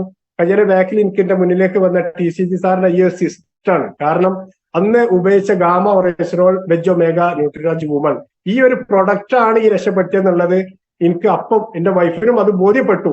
കാരണം അത് തുടർച്ചയായിട്ട് വീട്ടിൽ എന്ത് സാധനങ്ങൾ കഴിഞ്ഞാലും ഈ 3 സാധനങ്ങൾ കഴിഞ്ഞാൽ അപ്പൊ കഴിഞ്ഞതിന് മുമ്പ് അപ്പം പറയും ഇത് കഴിയാനായിട്ടോ, അന്ന് എനിക്ക് ഷോപ്പില്ല, ഇത് കഴിയാനായിട്ടോ എന്ന് പറയും. അത് എന്തായാലും കറക്റ്റായിട്ട് കുടിച്ചു കൊടുക്കുന്നതാണ്. എന്റെ വൈഫും ആ കാര്യത്തിൽ ഭയങ്കര ഇതാണ്. ഇത് അതുവരെ എന്നോട് എതിരൊക്കെ നിന്നിന ആള് ഇപ്പൊ ആ പ്രശ്നം കഴിഞ്ഞ ശേഷം ഒരുപാട് ആൾക്കാർക്ക് ഈ സാധനങ്ങൾ കൊടുക്കുന്നുണ്ട്. ഇന്ന് ഗാമറൈസറോട് വെജമേഗ ന്യൂട്രാജ് വുമൺ ഇങ്ങനത്തെ പ്രോഡക്റ്റുകൾ കൊടുക്കുന്നത് മുട്ടുകാലിന്റെ വേദനയ്ക്കുള്ള ഒരുപാട് ആൾക്കാരെ ഓപ്പറേഷൻ മാറ്റാൻ ഈ മുജീബിന് സാധിച്ചു. അതുപോലെ ഷുഗർ വന്നിട്ടുള്ള ഒരുപാട് പേർക്ക് ഞാൻ കൊടുത്തു. ഇന്നിപ്പോ 5 പേർക്ക് ഇംഗ്ലീഷ് മരുന്ന് കഴിക്കാതെ പ്രസവത്തിനുള്ള ഒരു സാഹചര്യങ്ങൾ ഒരുക്കാൻ എന്നെ കൊണ്ട് സാധിച്ചു എന്ന് പറഞ്ഞാൽ ഞാൻ കാരണക്കാരനായി ഈ ഒരു സിസ്റ്റത്തിലൂടെ. അതിൽ 3 പ്രസവം കഴിഞ്ഞു, ഇനിയിപ്പോ 2 പെൻഡിങ്ങിൽ നിൽക്കുന്നുണ്ട്. ഇന്ന് വരെ പോയിക്കാരും ആർക്കും ഒരു ബുദ്ധിമുട്ടോ കാര്യങ്ങളൊന്നുമില്ല. ഇത് സംഭവം എല്ലാ ലെവലിലും ഏത് സംഗതി അസുഖം ഇതൊരു പിന്നെ അസുഖമോ രോഗമോ അവസ്ഥകളോ ഒന്നുമല്ല. അത് നമുക്ക് ഒഴിച്ചുകൂടാൻ പറ്റാത്തൊരു സംഭവമാണ്. എന്തെന്നാണെന്നുണ്ടെങ്കിലും ഒരു ആണാണെങ്കിലും പെണ്ണാണെങ്കിലും കല്യാണം കഴിച്ചിട്ടുണ്ടെന്നുണ്ടെങ്കിൽ 90% ആൾക്കാർക്കും ഉണ്ടാവുന്ന ഒരു സംഭവം തന്നെയാണ് ഈ വയറ്റിലുണ്ടാകുന്നതും അച്ഛനാണതും അമ്മയാകണതും ബാപ്പയാണതും ഉമ്മയാണോ ഒക്കെ. പക്ഷെ ഇതിന്റെ ഇടയിൽ വരുന്ന കുറെ പ്രശ്നങ്ങൾ വരുന്നുണ്ട്. ഈ പ്രശ്നങ്ങളെ നമ്മൾ തരണം ചെയ്ത് കൊണ്ടുപോകാൻ നല്ലൊരു സിസ്റ്റം ആർസിഎമ്മിനെ ഏറ്റെടുക്കുക, അതിനുള്ള പ്രൊഡക്റ്റുകൾ കറക്റ്റായിട്ട് കഴിക്കുക. അത് കഴിച്ചു കഴിഞ്ഞാൽ നമ്മളെ കാര്യങ്ങൾ മുന്നോട്ട് കൊണ്ടുപോകാൻ ഒരു തടസ്സമില്ലാതെ പറ്റുമെന്ന് ജീവിതം കൊണ്ട് തെളിയിച്ച ഒരാൾ കൂടിയാണ് ഈ മുജീബ് മാട്ടുമ്മൽ. അത് ഞാൻ എല്ലാ ആൾക്കാരോടും പറയും ചെയ്യും. ഇത് ഞാൻ നിരന്തരം പറഞ്ഞു കൊടുക്കും, നിർത്തൂല. കാരണം ഇതിനെ ഈ ഒരു കാര്യം പറഞ്ഞു കൊടുക്കാതെ മുന്നോട്ട് പോയി കഴിഞ്ഞാൽ നമ്മൾ ഈ നാടിനോടും നമ്മളോടും ചെയ്യണ ഒരു ദ്രോഹമായിട്ട് മാറും. കാരണം കിട്ടിയ നന്മകൾ നമ്മൾ പറഞ്ഞു കൊടുക്കണം. പല രീതിയിലും പല ആൾക്കാർക്ക് നന്മകൾ ചെയ്യാം. അതിന് പല അവസരങ്ങളും നമ്മുടെ നാട്ടിലുണ്ട്, പല മതവിഭാഗക്കാർക്കുണ്ട്, എല്ലാവർക്കും ഇതുണ്ട്. അതുകൊണ്ട് ഇങ്ങനത്തെ ഈ സിസ്റ്റം ഇതേപോലെ ഈ ഒരു ആർസിഎം എന്ന സിസ്റ്റം മുറുകെ പിടിച്ചാൽ ഞാൻ പറയണു, ആരോഗ്യം വേണോ, പിന്നെ മാനസിക സുഖങ്ങൾ വേണോ, കുടുംബത്തിൽ സംതൃപ്തി വേണോ, നല്ല നല്ല ഫ്രണ്ട്ഷിപ്പ് വേണോ, ഒരു കൂട്ടായ്മ വേണോ, എന്ത് വന്നാലും കൂടെ വരാൻ. ഇപ്പൊ നമ്മൾ എന്ത് പ്രശ്നം വന്നാലും ആർക്ക് വിളിച്ചാലും കൂടെ വരാൻ ആളുണ്ട് എന്നുള്ളൊരു ധൈര്യം നമുക്ക് ഇതിൽ കിട്ടും. അതും അറിയപ്പെടാത്ത ആൾക്കാർ, അൺനോൺ പീപ്പിൾ തന്നെ നമ്മളെപ്പോഴും രക്ഷപ്പെടുത്തുള്ളൂ. നമ്മളെ കൂടെയുള്ള ആൾക്കാർ ഉണ്ടാവും, ചില കാര്യങ്ങളൊക്കെ വരുമ്പോൾ കൂടാനൊക്കെ ഉണ്ടാവും എന്ന് അത് വിചാരിച്ചാൽ അതിനെ തള്ളി പറയാനും ഞാനില്ല. കുടുംബങ്ങൾ വേണം, എല്ലാവരും വേണം. ഏതൊരു സിസ്റ്റത്തിലേക്ക് ബന്ധമില്ലാതെ വിചാരിച്ചാൽ അവരോട് വെറുക്കേണ്ട ആവശ്യമൊന്നുമില്ല. പക്ഷെ നമ്മൾ പറഞ്ഞുകൊണ്ടേ നിൽക്കുക. അതിൽ ഉൾക്കൊണ്ട് വരുന്ന ആൾക്കാരുണ്ടാവും. എന്റെ ഒരു സഹോദരൻ തന്നെ 4 ബോട്ടിൽ ഗിലോയ് തുളസി കൊടുത്തതിന്റെ പേരിൽ ഷുഗർ നോർമലായി. കഴിഞ്ഞ പെരുന്നാളിന്റെ പായസം അങ്ങനെ കുടിക്കണ കണ്ടിട്ട് വേറെ അനിയൻ ചോദിച്ചു, എന്താ ഇങ്ങനെ പായസം കുടിക്കണേ, നിങ്ങൾക്ക് ഷുഗർ അല്ലേ? ആ ഷുഗറൊക്കെ ഇപ്പൊ മാറി. നമ്മൾ കൊടുത്ത സാധനത്തിന് ആകെ 310 MRP വരുന്ന ഈ ഒരു പ്രൊഡക്റ്റാണ് നമ്മൾ കൊടുത്തത്. ഈ കൊടുത്തു കഴിഞ്ഞാൽ 4 മാസം 7 മാസം കൊണ്ട് മാറിയ ആൾക്കാരുണ്ട്. 26-28 വർഷം ഷുഗർ കൊണ്ട് നടന്നിട്ട് അത് 6-7 മാസം നമ്മുടെ ഗ്ലൈസം പ്രോഡക്റ്റും ഗ്ലൈസം ടാബും കഴിച്ചിട്ട് ഷുഗർ മാറിയ ആള് ഇന്നിപ്പോൾ എനിക്ക് കാണിച്ചു കൊടുക്കാറുണ്ട്. ഇതുപോലെ തൈറോയിഡ് മാറിയിട്ടുള്ള ആള് ഇന്ന് ഈ പ്ലാറ്റ്ഫോമിലുണ്ട്. ഇങ്ങനെയുള്ള കുറെ ആൾക്കാർക്കുള്ള ഗുണങ്ങൾ ചെയ്തു കൊടുക്കാൻ ഞാനൊരു ഡോക്ടറാണോ? അല്ല. പിന്നെ എങ്ങനെ എനിക്ക് അസുഖം മാറ്റാൻ പറ്റുക? ഞാനൊരു പ്രാസംഗികനാണോ? അല്ല. ഞാനിതൊക്കെ ആർസിഎമ്മിൽ വന്ന് കഴിഞ്ഞതിന് ശേഷമാണ്. ഞാൻ നേരത്തെ പറഞ്ഞു എന്റെ ഏറ്റവും ഇഷ്ടപ്പെട്ട ഡ്രസ്സ് മുണ്ടും ബനിയനുമാണ്. പക്ഷെ ഇന്ന് എനിക്ക് ഏറ്റവും ഇഷ്ടപ്പെട്ട ഡ്രസ്സ് ഇന്നിപ്പോ ഞാൻ ഇട്ടിട്ടുള്ള ഈ ഡ്രസ്സിലേക്ക് മാറിയൊരു പരിവർത്തനം വന്നത് ഇന്ന് നമ്മുടെ മുമ്പിലുള്ള ഈ പ്ലാറ്റ്ഫോം തുറന്നു തന്നിട്ടുള്ള ഷാജു സാറിന് ഒരു പിന്നെ കഴിവുകൊണ്ട്, അതായത് ഈ ഒരു സിസ്റ്റം നിങ്ങൾ എങ്ങനെ ചെയ്തെങ്കിൽ മാത്രമേ നമുക്ക് ഇത് സക്സസ് ആവാൻ പറ്റുള്ളൂ. ഓരോ ആൾക്കാർ ചെല്ലുമ്പോൾ ഡ്രസ് കോഡ് നമ്മളെ സ്റ്റൈൽ തന്നെ മാറി.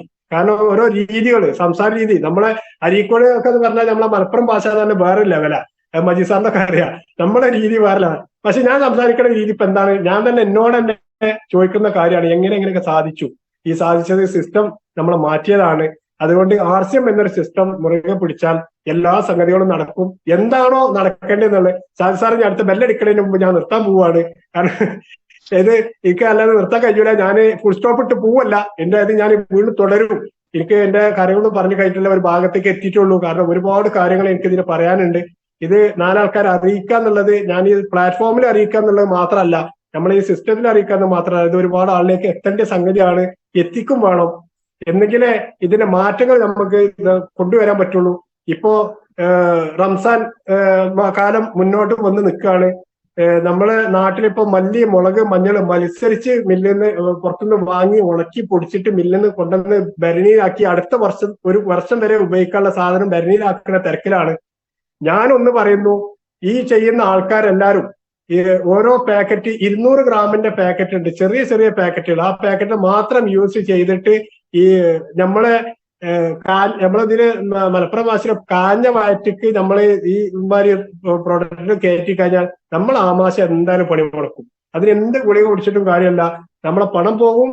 അതേപോലെ തന്നെ നമ്മളെ പണം പോകും തന്നെയല്ല, നമ്മളെ ആരോഗ്യസ്ഥിതി മോശത്തിലാകും. നമ്മളെ സമൂഹത്തിൽ നമ്മൾ ഹോസ്പിറ്റലൈസ് ആയിട്ട് പോകും. നമ്മൾ അധ്വാനിക്കണ പണം ഫുള്ള് ഇങ്ങനെ തന്നെ പോവുള്ളൂ. അതുകൊണ്ട് ഇങ്ങനത്തെ ഓരോ കാര്യങ്ങൾ നമ്മൾ ചെയ്യുക, നല്ല നല്ല രീതിയിൽ ചെയ്യാതെ മറ്റൊരാൾക്കൊക്കെ പറഞ്ഞു കൊടുക്കാൻ നമ്മൾ ശ്രമിക്കുക. ഇത് വാങ്ങിക്കൊണ്ട് നിൽക്കാന്നുണ്ടെങ്കിൽ നമ്മൾക്ക് നമ്മളെ ജീവിതം മുന്നോട്ട് കൊണ്ടുപോകാൻ ഒരു തടസ്സം ഇല്ലാത്ത രീതിയിൽ നമുക്ക് പോകാൻ സാധിക്കും. അതിന് സാധിക്കട്ടെ എന്ന് ആശംസിച്ചുകൊണ്ട് ഞാൻ വീണ്ടും കുറെ പറയാനുള്ള കാര്യങ്ങൾ കുറെ ഉണ്ട്. ഞാൻ അതുകൊണ്ട് തൽക്കാലം ഇപ്പൊ നിർത്തുകയാണ്. എന്തെങ്കിലും ആർക്കെങ്കിലും ബുദ്ധിമുട്ടുകൾ വന്നിട്ടുണ്ടെങ്കിൽ ക്ഷമിക്കുക. ഞാൻ എന്റെ ഒരു രീതി അങ്ങനെ പറഞ്ഞു പോവുക എന്നുള്ളതാണ്. ഞാൻ പറഞ്ഞല്ലോ നേരത്തെ, സ്വിച്ച് ഇട്ട് കഴിഞ്ഞാൽ ഓഫ് ആക്കാൻ എനിക്ക് അറിയില്ല. അതുകൊണ്ട് ഞാൻ തന്നെ സ്വയം ഇറങ്ങി പോവാണ്. ഇന്നത്തെ ഈ ഒരു പ്രോഗ്രാം ഇവിടെ ഞാൻ അവസാനിപ്പിക്കുകയാണ്. വീണ്ടും അടുത്ത രീതിയിൽ കാണാം, അതിനൊരു അവസരം കിട്ടും എന്നുള്ളൊരു വിശ്വാസത്തോടു കൂടി GRS ഗുഡാർസ്യം മുജീബ് മാട്ടുമൽ അരീക്കോട് ഈ അവസരം തന്ന നമ്മളെ